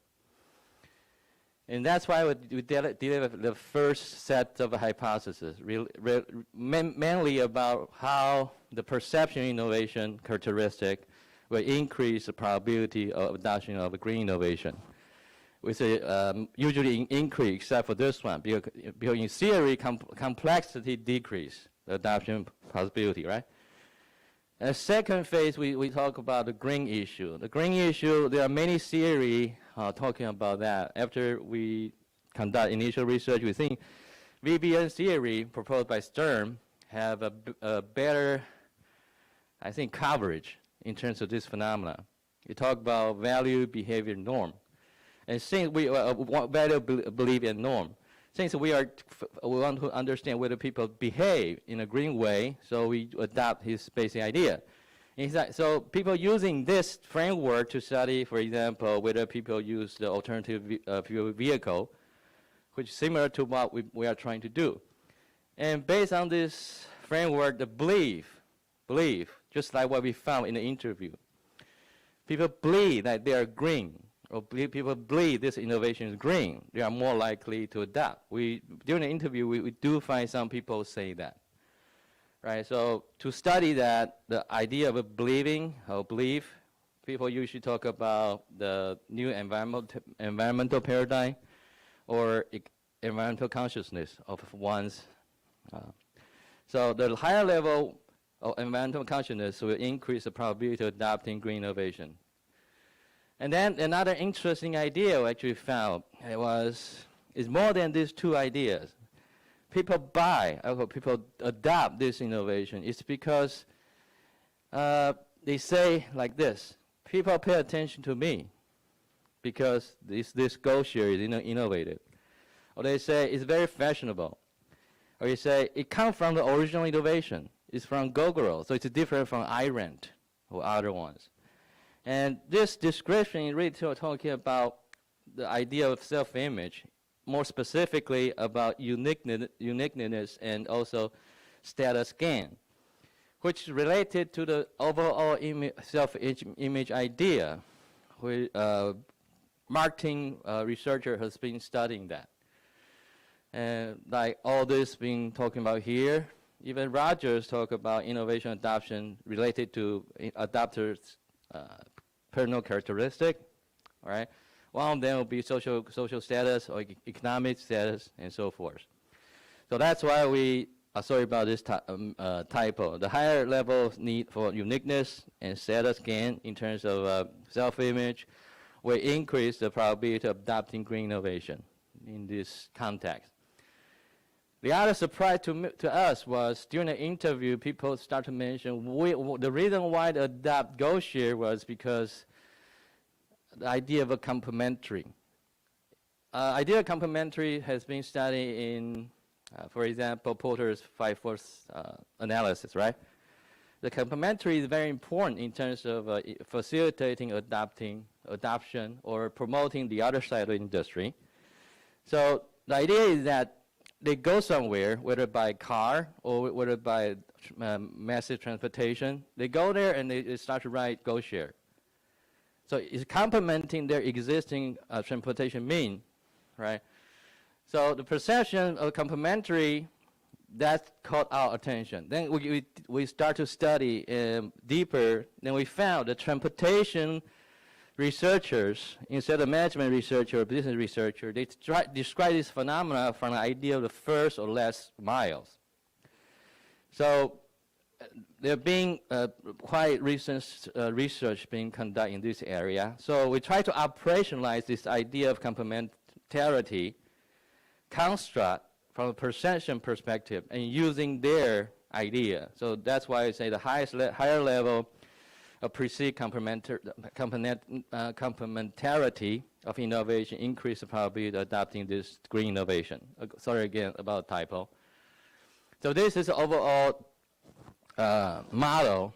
Since it's exploratory research, we just try to study whether this things take effect. So we talked about sampling already, right? And these are the source of different kind of questionnaire item in the second round of research. And reliability are generally pretty good. And validity was there, except for this one. We conducted principal component analysis for innovation characteristic. We found these two could have two problems, potentially collinearity. The other is hard to distinguish from the validity perspective. So we conducted the collinearity detection analysis. We found they were not there. And then to make sure whether we could include either one or get rid of them, so we put 3 models together, including both dimensions of removing either one. And what we found out was, in generally speaking, they are behaving in the same manner. For example, relative advantage was lower than 0, and the level of significance are similar. The major difference was down there, the R-square. Actually, if we include both variables, the R-square will be highest. And all these 3 models actually have good fit, given the Homestead and Lenshow test there. So we decided it doesn't really matter that much. So we want to run the full model. This is the result. Given the time we have, we just jump to here. So the first, these 3 hypotheses were supported. But this and this, some are significant relationship, but in the opposite direction. So that confuses us. So we want to understand better. So in here, we found that ownership or the service nature of this innovation become very important. Since it's renting instead of owning, right? So for them, from some perspective, we are not owning them. So we don't feel like this kind of uniqueness is so important in a generalized situation. If we suspecting that if it's ownership, we really buy this innovation, they probably will feel more, have a better self-image and more likely to adopt, right? So that is riding an e-scooter, but it's not mine. The self-image may not root in may be rooted in ownership.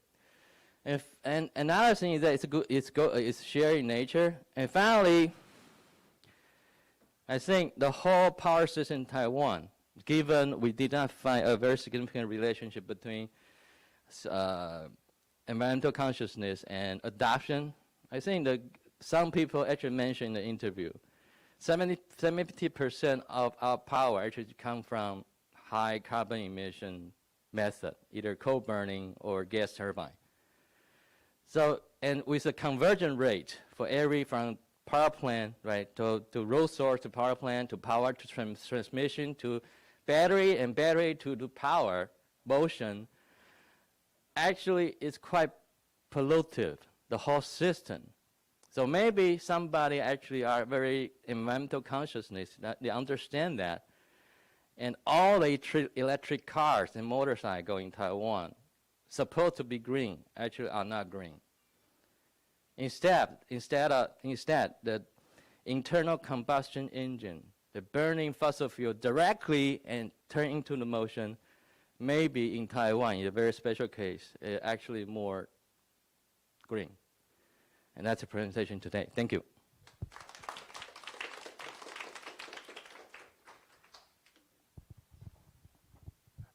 Thanks for Professor Peng's innovative presentation and provided a great contribution for that. I think the Professor Peng's presentation explores the possible role or contribution of rental models, we call it best models, for interviewing or persuading consumers to adopt green services. I think that's a very interesting research topic and issue.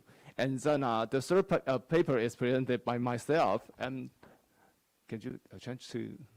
Okay, yeah. And I want to echo Professor Peng's perspective, talking about another soft technology. We call it gamification. We talk about this gamification truly contribute to energy consumption. The same problem highlighted by Professor Peng. We are curious about whether or not all the technologies or devices just creating wow effect, just use once, not adoption or have the long-term impact. So we want to see the meta-analysis based upon the current applications. This paper is presented, co-authored by me, myself, and Professor Chen Yiwen from Danjiang University. Okay, and yep. Okay, and I would like to show some information here. The non-norms. We know that the ambitious goal of EU is that they want to reduce carbons and reduce energy. They want to achieve the new 2030 target of reducing greenhouse gas emission by at least 55% compared to 1990 can be met. This goal is ambitious, and then the non-norms. Another one is that in different sectors, just like the factory sectors or building sectors, we found that the building sectors also play a very important or critical roles in this issue, especially in the so-called energy efficiency issue. We found that according to the current report, we can see that the buildings in EU responsible for 40% of EU energy use and 36% of CO2 emissions. That means that if we can reduce this one half, they can make the energy efficiency significantly improved. So how come with that? However, just as highlighted by Professor Peng, human behave do not like what enterprise does. The biggest challenge here is like that we have problems in changing behaviors.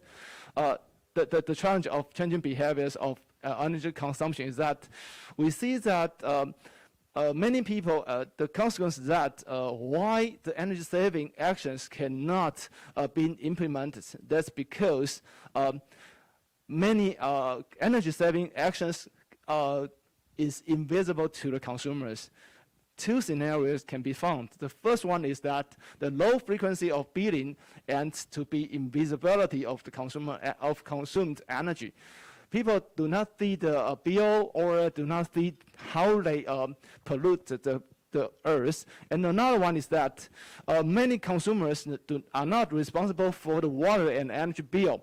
For instance, in school or in public buildings, they don't have to pay for that, but they use that. So what a concern is about comfort, not the environment. And so in this sense, we can find that in the building area, traditional incentive alternatives for short, they don't work because the stakeholders and payees are different. And also indirectly implies that the technologies such as smart meters or smart grids can hardly play a very powerful roles in this manner. So in this way, we just like to see that 10 years ago, gamification arose in many areas. They talk about gamification. They claim that gamification can help to change the behavior of people. So the power of gamification for solving the problems in energy consumption has been arised. And according to current literature or reports, we see that gamification-based apps or applications are recognized as a powerful tools by three means. The first one is visualizing all the information that you see as the what you see for the in a monetary or financial services. And another one is engagement. One of the typical example is in Holland, in Amsterdam, because they have another sandbox, energy sandbox for that one, and the project or the government fully engage the behavior of people, so they behave and change their behaviors as well. And then the final one is providing feedbacks to the consumers so that they want to change their behavior. In the right-hand side, all the figures are typical examples in this area for energy consumption. And however, we see that many studies review the current practices of gamification and report findings. Indeed, they do it. However, less of them are talking about longitudinal effects or whether the consumer truly change their behavior. So based upon this assumption, we want the research question or purpose of this paper is we want to provide an overview of the effects and impacts of those applications applying gamification elements for energy efficiency. And in depth, we want to investigate whether or how gamification design truly contributes to energy consumption. And as you can see, these 9 elements are the typical gamification elements spotted in literature. So based upon this assumption, what we apply here is the meta-analysis approach. The reason is because we have limitations on real case data collection of applications. We don't have the backend platforms to see how they correct or the behaviors of the users. So what we can do is like based upon what have been reported in our current literature or reports. So that's why we apply the meta-analysis. Another one is that what we can identify if this applications is gamification oriented. What we do is here, we base upon the relevant gameful design publications in the academic databases. We review the papers, but highlight the so-called serious game or gamification design, and then go in depth to see what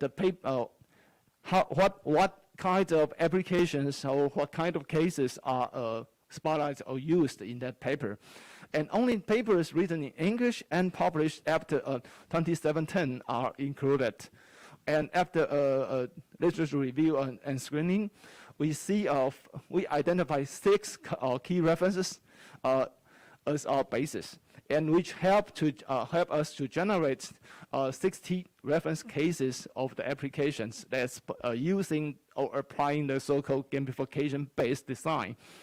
And among the 60 cases, as you can see in the right-hand side, and 13 of them are reported by at least 2 papers, which implies that the cases are believed representativeness being reported in the research academy. And what we research, what we code or analysis, okay, instead of the quantitative approach, what we see here is using the coding schema. And based upon the corresponding framework, what we see is that given what context, given the context, just like the users and which area, and then what kind of purpose or goal you want to achieve, and impact the what kind of the game design are added. And then we think about whether or not all the applications are linked with reality or just like virtually, just like a game, irrelevant to the real world. And then we see the performance. To make things more realized, this is what we coded it. In the context, we just coded each case identifies whether it is applied in EU or non-EU. And another one is like this application is used for single users or multi-users. For the multi-users, they could be kind of a game and computation. For the single users, if the cases they are highly linked to the real world data, they can be kind of interaction or intervention between the real and virtual and real world. Okay, with regard to the goal purpose, 3 levels of goals are identified. The basic one is just for education. Another one, the second layer is talking about energy reduction or efficiency. The final one is talking about whether they can apply the demand management goals here. And with regard to the level of game design, also 3 levels of layers are identified. The first one is just fun design, making user interface more funny or interesting, attractive, or they really making the PBL embedded. The so-called PBL stands for points, ages, and levels. This is the 3 key elements of gamification. And if they apply much more gameful elements or mechanisms here, they would be identified as the 3rd level. And with regard to the link with the reality, we were talking about is isolated, just like a game played virtually, or they have database update based upon what the real world works, or finally, just like they will interact with smart matters, and they will reflect the true information on time to the virtual world, just metaverse. And then with regard to the final performance, we talk about 2 layers. The first one is whether the impact is just one effect. They will impact the perceptions or psychological, in a psychological aspect, or really change the behavior. And another one is talking about, do they provide short-term impacts or have long-term impacts? And based upon our findings, we found that 80% of the cases being applied in EU, again, highlight echo the ambitions of EU. And 21 cases are designed for the single users. And among them, only 5 of them apply the social competition mechanism, which means they apply the design with gamification and real data inside these applications. They can truly interact what happened between the game and the real world. And the remaining 39 cases are designed for multi-users. They have some interactions, competitions, but not truly react to what happened to the real world. And with regard to the goal or purpose, we found that only 10 cases of them are education-driven design, which is relevant to the behavior issue. However, the remaining 50 cases are intervention-oriented. Most of them include efficiency management, and around 40% of the cases include the issue of demand management insight. And with regard to the game design, we found that 80 cases are better categorized as serious game, not the so-called gamification. It means that they just implement or put all the elements into the game and irrelevant to the real world. So it's kind of serious game. A game, but in a very non-game context. So in this case, we found that most of, at least 1/3 of the cases, they have less dynamic PBL-based linking with the real world, which implies that they have hardly to change the behavior of the users. And in addition, we found that most cases recognize gamification just for fun design, not a mechanism, so that gamification-based thinking was not truly implemented for the current issues or applications.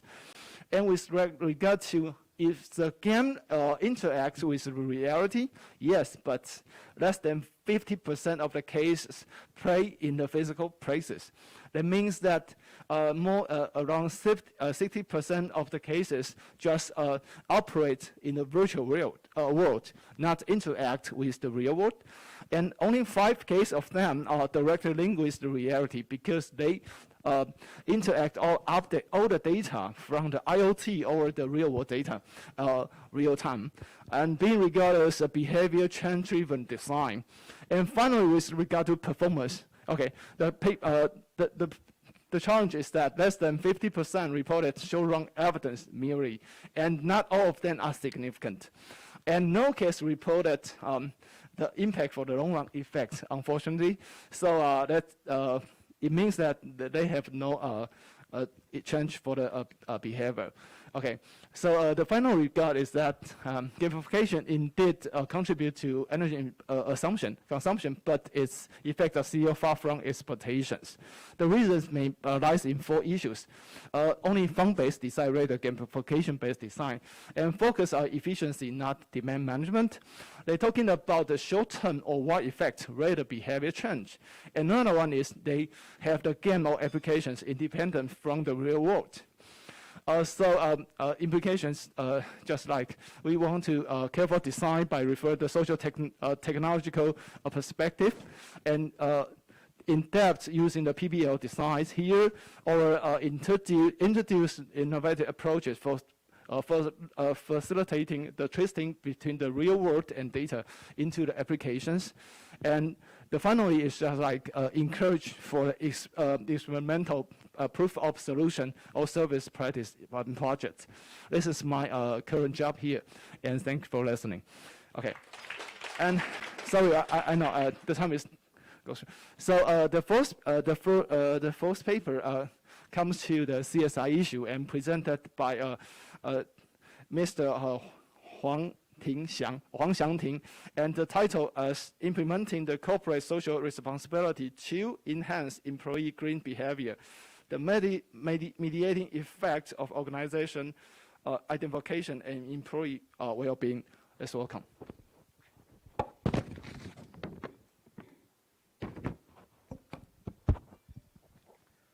Okay, good morning everyone, and thank you for coming. My name is Tim, a student from Taipei University, and today I'm going to present about the implement CSR to enhance employee green behavior, mediating effect of organization identification and employee well-being. And this is my content. First of all, along with the increasing problem of extreme weather and global warming, in addition to following the laws and regulations on sustainability, business organizations have been trying hard to promote environmental responsibility, sustainable business management, and responsible development proactively and voluntarily. And the importance of CSR has been emphasized in recent years, consists of more than single activities, which makes a positive effect on society and the global environment. And here is the research gap and research questions. First, compare with the mandatory behavior, how the company inspire employee to implement voluntary green behavior. Second, the previous study shows the employee green behavior could lead a positive effect on both environment and global society. Also, there are some study already investigated in China, but however, Taiwan still needs to strengthen in this field. And last, how do the organization identification and employee well-being influence employee voluntary green behavior? The next part is literature review. And here is the definition of our selected variables. And here is the research model. Okay, first, according to the social identity theory, we can know that individual could improve self-esteem and self-affirmation through the process of categorization, identity, and comparison. And each person could classify themselves into a specific group according to their occupation, their education level, or even their living environment. And next, CSR can be separated into two parts, which are external and internal. And the internal CSR refers to the action that an enterprise chooses to take to meet the expectation of employees, actively fulfill and improve the fairness of the organization to employees, such as improving employee satisfaction, employee happiness, and ensure work safety and growth of employees.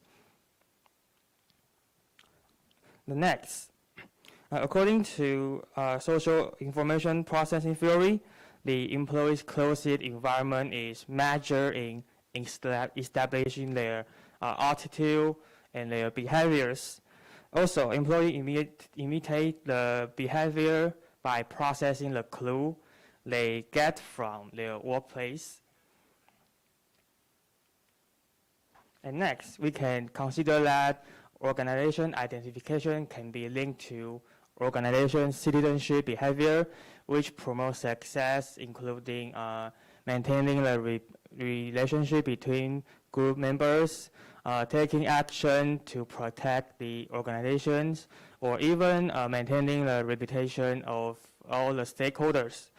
In addition, we can consider employee behavior as an action with eco-friendly to contribute the organization's success by enhancing the welfare of all the stakeholders. Next, social exchange theory focuses on the comparison of the costs and rewards and how these decisions affect employees' behavior. Individual may take behavior in response to a positive or a negative results of social communication. And as a result of the organization identification theory, the value of the organization involves the belief of employees and demonstrate behavior consistent with these values, such as leading CSR initiative to convey the company's social-oriented value, strengthen employee self-concept and identity with the company, and lead employee to adopt behavior in line with these values. And the last, according to the SOR model, we can know that the general pattern of human behavior is stimulus, organism, and then response. So CSR should influence employee engagement and green behavior through the mediating role of employee well-being.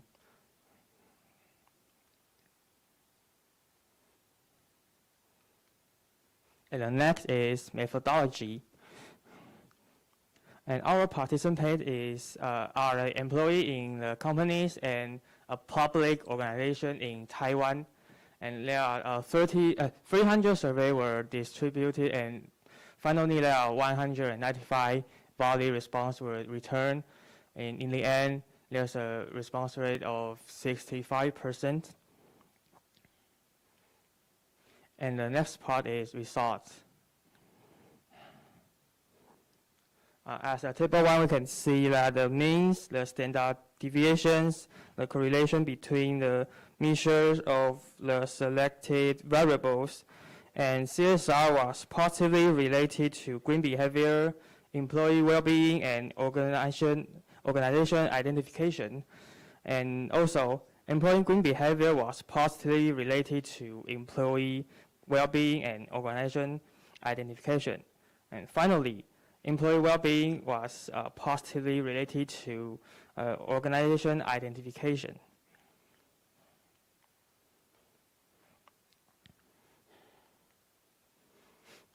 Okay, the table 2 show the CR value, Cronbach's alpha, and the AVE, and which are acceptable levels.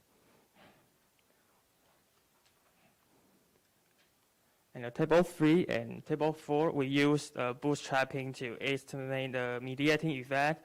Also, we conducted the bias correlated bootstrapping at a 95% confidence interval by using 5,000 bootstrapping samples. And as a result, we can see that the Z value of the direct effect was not significant, and 0 was between the bias correlated upper and the lower bounds. The final part is discussion. First, one way to motivate employees to participate in supporting green behavior is to ensure that all the CSR activities are totally communicated with your employees. Also, employees need to understand and be responsible for the company effort to assess the organization impact on the environment and social well-being. Second, to build up the employee well-being and organization identification with the company through communication strategy, we could suggest that the category of activity participate are important, but there are some company may try to deceive all the stakeholders, including their employees, by pretending to be interested in CSR. But fortunately, there are still some companies that are investing resources in environmentally friendly and social welfare projects. And the last one, training to enhance interpersonal skill and technical skills could fulfill employee psychological needs by taking a better work environment. And through complete training, the company could provide employees with a sense of well-being and identity so that employees could perform a better behavior in their workplace. Also, there are some limitations and future research directions. First, we could consider more conditions like company size, industry category, and financial status.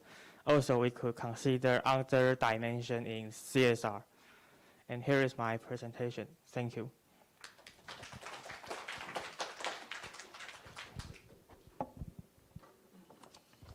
Thanks very much for Mr. Huang's presentation.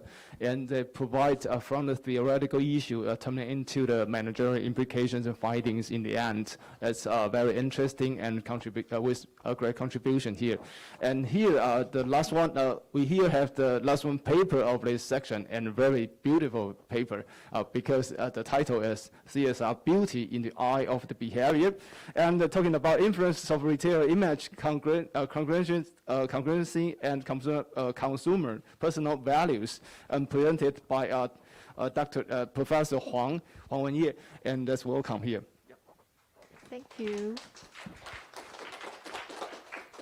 Good morning, I'm Wenye Huang from National Taipei University, and thanks for the session chair's introduction, and now I feel my studies beautiful. So this study is mainly interested from consumers' perspectives about CSRs. And I was interested in knowing whether the consumers' viewpoints about types of CSRs have any kind of influence on the relationship between the image congruency between a company and the CSR practices and the consumer responses. And I'm also interested in knowing whether or not your personal values, what you believe to be important in your life, have anything to do with their different support toward the CSR activities. So the reason for me to carry this out is the existing literature and also some practices that we encounter frequently seems to be mainly from the company's point of view or the industry's point of view. So there are many standards that the industries want the company to follow in order to help create a better world and also solve some problems. And the companies are the main role in deciding what kind of CSR activities they want to carry out and also how they want to engage and what kind of responsibilities they believe they should take. But I believe one very important role in this whole business environment, which is consumers, they seem to be often ignored when we discuss CSR responsibilities in organizations.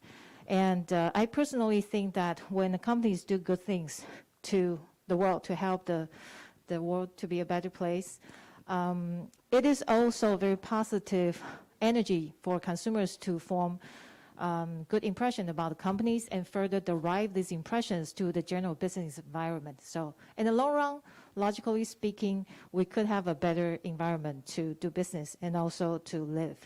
So since there are so many different types of activities that are associated with so-called social responsibilities, I don't believe that consumers will perceive them equally important in their life. And also they will have different views about different activities. So, sorry, I kind of get stuck here. So I am interested in knowing whether or not there are some other factors that can help us to know further about whether there's a different supports and also how these different supports is generated. So this is the outline of today's presentation. So from the literature, as mentioned earlier, that it's already suggested that companies can acquire positive effects not only on their financial performance, but also on consumers' attitudes when they practice CSR activities. And also, I believe the recent pandemic kind of intensified and also increased consumers' awareness about different social and environmental issues.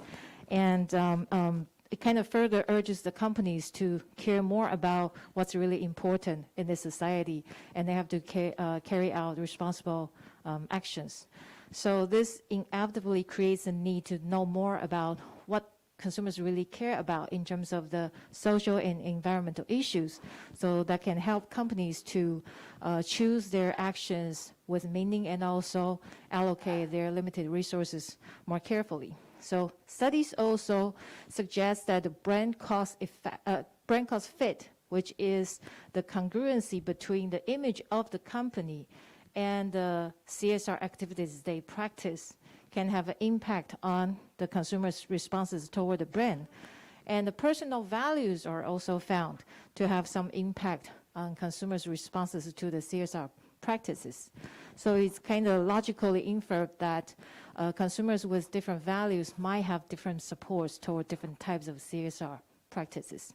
So the purpose of my study is to investigate whether consumer support for CSR is associated with their personal values, and the support can further influence the non-relationship between image congruency and the consumer's responses.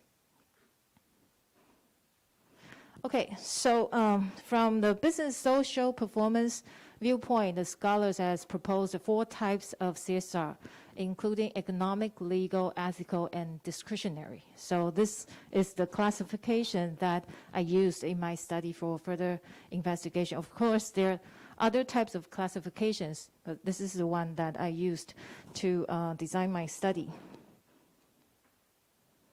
So here are just some examples and basic characteristics of each type of CSR initiatives.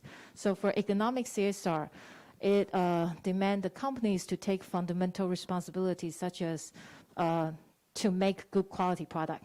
Okay, and for the legal CSR, it asks the companies to achieve economic goals within the lawful conditions. So for example, the companies should provide correct product information.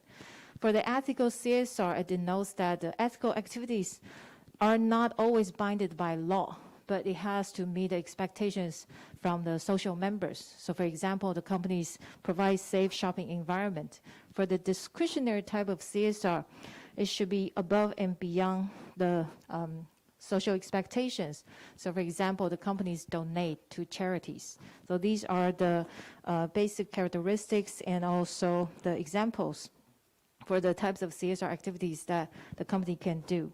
So with so many different types of things associated with CSR, as I mentioned earlier, I don't think consumers will perceive them equally and with similar attitude, similar weight on each type of activities. And what other factors might provide some explanations to help us understand why consumers might have different support toward different types of CSR. So one thing is personal value. That's related to what do you believe to be important in your life. So the list of values, which is a value scale that measure the personal values central to your lives and the major roles. And it's being proposed in the literature that has a better predictive power of consumer behaviors than other value measures such as VALS scale here. So this is the value scale that we used for the further investigation. Okay, so based on the theories like a meta-hypothesis and oh, I have only 5 minutes left, and balance theory, so this is the research framework. So I first test the image congruency's influence on consumer responses, which is brand attitude in the study, and then I test the supports moderating effect on this relationship, and later I test the consumer's values associations with the support. Okay, so I'll skip. So based on the pretest, we chose Family Mart, which is a convenience chain store, to be the target of investigation. And we have 4 variables to be measured in this study, including personal value, which is the LOV. We used the 5-point Likert scale. So these are the 9 values in that scale. And for the support for CSR practice, we created 4 statements, and each statement corresponds to one type of CSR. So for example, here, as you can see, striving to continuously improve product quality represent the economic type of CSR. So correspondingly here. So the way we measure this variable is we ask subjects to indicate how much they agree with, I believe that a retailer should practice this type of CSR. And the next variable, congruency, and also the last one, consumer responses, which is brand attitude in this study. This is the measurement that we use to carry out. So for our sample and data collection, at the end, we have 309 valid data that can be used in our study for the further analysis. So to test hypothesis 1, we use regression, and as you can see here, except for the economic type of CSR, all the other CSR, like legal, ethical, and discretionary, the image congruency between the retailer and these CSR and their influence on the brand attitude. So all these 3 can possibly and significantly predict the brand attitude toward the retailer. And to test the hypothesis 2, as you can see the result here, we have only economic and legal CSR. The relationship between the image congruency and the brand attitude is moderated by the support level. Okay, so when the support level is high for example, legal type of CSR, the influence from image congruency to brand attitude is weakened. And the third one is to see the relationship between personal values and the support towards CSR. So the 9 personal values here and the support toward each type of CSR here. So we do see the varying degree of the predictive power from different types of values toward the different types of CSRs. So for example, as we can see here, the self-respect, when the consumers or respondents feel that this is very important in their life, it can help predict the discretionary, their support toward discretionary type of CSR, as an example. Okay, so quickly, the discussion. So our finding, well, generally our finding supports proposed hypothesis, not completely, but partially, and which is the happy result for my study. So the insignificant finding of the image congruent economic type of CSR and consumer's brand attitude is kind of intuitively understandable, because all the companies are trying to make good quality products. So by doing or by fulfilling this type of CSR might not help create too much positive brand attitude toward the company. And plus, our target of investigation is one retailer. So maybe our respondents do not perceive retailers as necessary to produce a good quality product. And also the support does moderate the relation between image congruency and brand attitude. So surprisingly, I would say surprisingly, 2 of them are significant. So kind of reconfirm my guess. And as for the personal values, as we can see from the previous numbers, so here are some discussion. For example, when I care about the fun enjoyment of my life, it is logical to infer that I will care more about the products or the target of my consumption if they can fulfill the important pursuit in my life. So limitations for this study, since we use one non-retailer, so the brand name might have the impact on how respondents carry out with our studies. So in the future, if it's possible, it might help to eliminate this kind of confounding effect from non-brand name. If we use a fictitious brand, of course, it has a lot other kind of limitation as well. And also, personally, after doing this research, I am more interested in knowing whether or not there's interaction among different personal values, because each one cannot only care about one type of value in their life. So whether there's some combination, in fact, from different values, that will be very interesting to investigate in further. So this concludes my presentation. Thank you very much for your patience.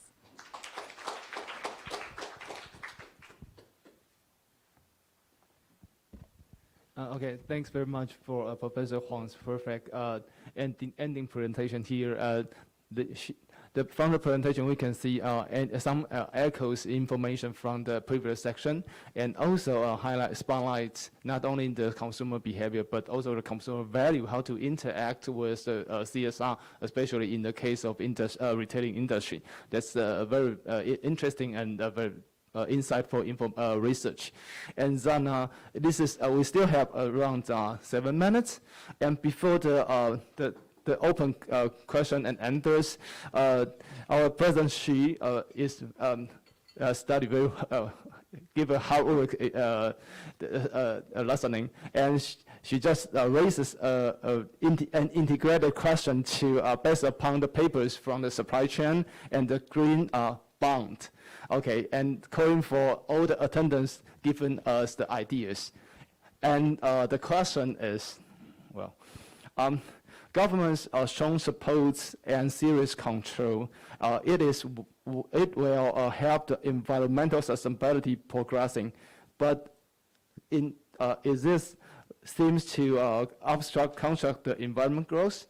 That's government's intervention is good or not. Okay, so maybe it is a big difference between different countries for China or for American. Okay, so President Xi want to, from the practical perspective, ask for the attendance, the observation or opinions. Is that right?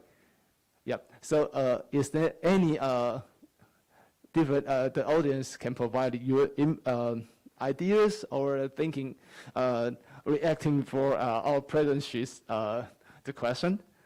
Anybody want to show that? Just like government, the role of government. Yeah.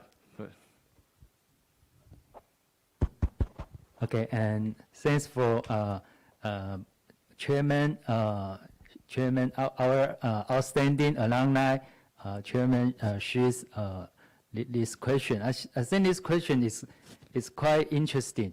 If you look at, if you comparing U.S. and mainland China, okay, they have a different mechanism.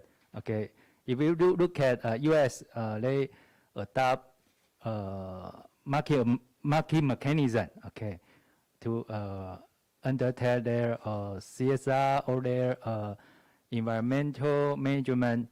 Okay. However, if you look at mainland China, they adopt state control. Okay, state control to undertake their entire country's environmental management. Okay, for example, if you look at their power demand and the power supply. Yeah. Okay. For example, there is a electricity cut. Okay. Last month. Okay. It is a big problem for mainland China's economic development, right?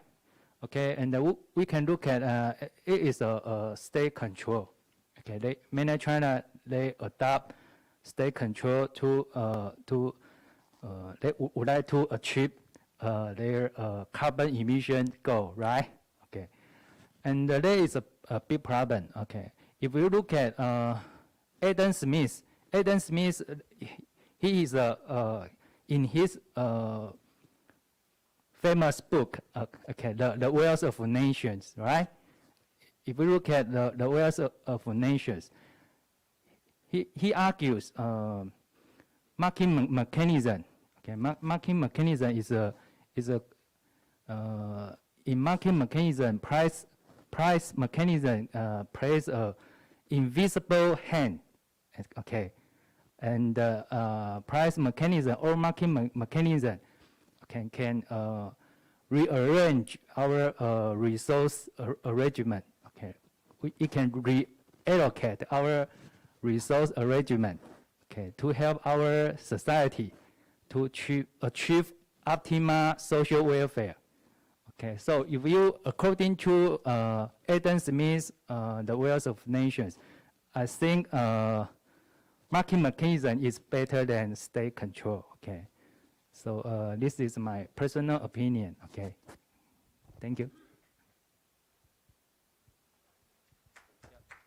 And any add-on comments or arguments that the presenters or the attendants can provide herein?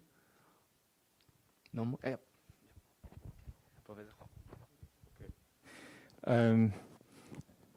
Oh wow, so many people yeah, just stay until now. Very good and wonderful, a very wonderful conference. I would like to add something to the point of view from our dean,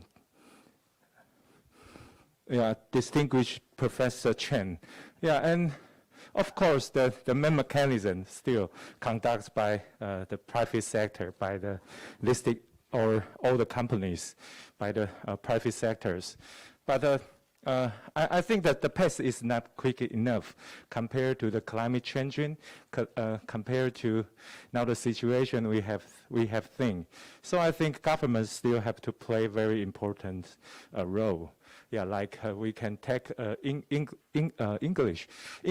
or European countries. In fact, their governments have conducted a lot of things, not only for the industry sectors, but also the financial sectors. So I would like to take the financial sectors for example. You may look at that Singapore governments. They how many? At least $2 billion US. For the financial sectors, governments spare the budgets for $2 billion US, yeah, to study how to build up the mechanism of green finance. And our governments also conduct a lot of things like corporate governance 3.0 and green finance 2.0. We have things like the FSC chairman Huang Tianmu, yeah, he conduct a lot of things. And also, not only the Financial Supervisory Commission, but also the central bank. Yeah, I would like to take this for the last example. Globally, central bank, they already organize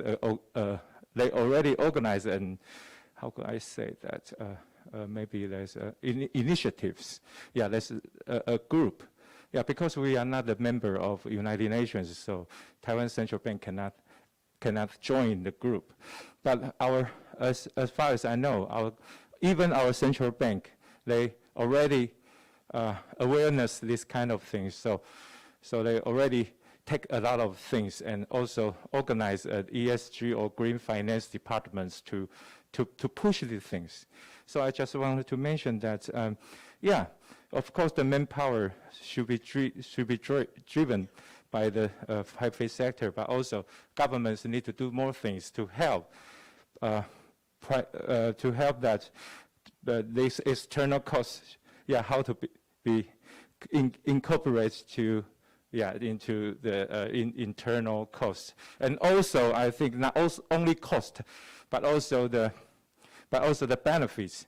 External benefits like external economics, like our alumni Xu. You have conduct so many good practice, so many good ESG ESG practice, best practice, and your governance should be your company should be benefits from those good behaviors. And those things, we not only see the risk, but also we see the opportunities a lot. And I think the private sector should work together with government sectors, work together, and then we can see the very, very good future. Yeah, thank you. That's my opinion. I think the time is almost approaching the end of this section, and thanks for Professor Huang and every the attendance comments. I would like to respond to respect to President Xi's comment. Just like one doesn't fit all. This is what we know, and that's why we see lots of different models or ideal types. And two things can be considered. One is we think about engagement or dominant, because it's different approach. But another one is static versus dynamic, because initial engagement is necessary. But initial or a continuous dominant is like the case of China, not what other countries want to do. So the balance between just like dynamic versus static adjustment versus and the engagement versus dominant will play different roles here. So government indeed plays role, but it depends on what they want to position themselves, that then they can co-create value with the companies or firms. That's what my some viewpoint point of view. And then this is time of the end of this section. And thanks for your attendance here, and especially thanks for the presenters all in time. And even though you have 20 more pages, you complete all the presentation in 12 minutes. Many thanks for the presenters here, and many thanks for all the attendance here. And hope this session is fruitful to you. And that's it. Thanks very much. Thank you.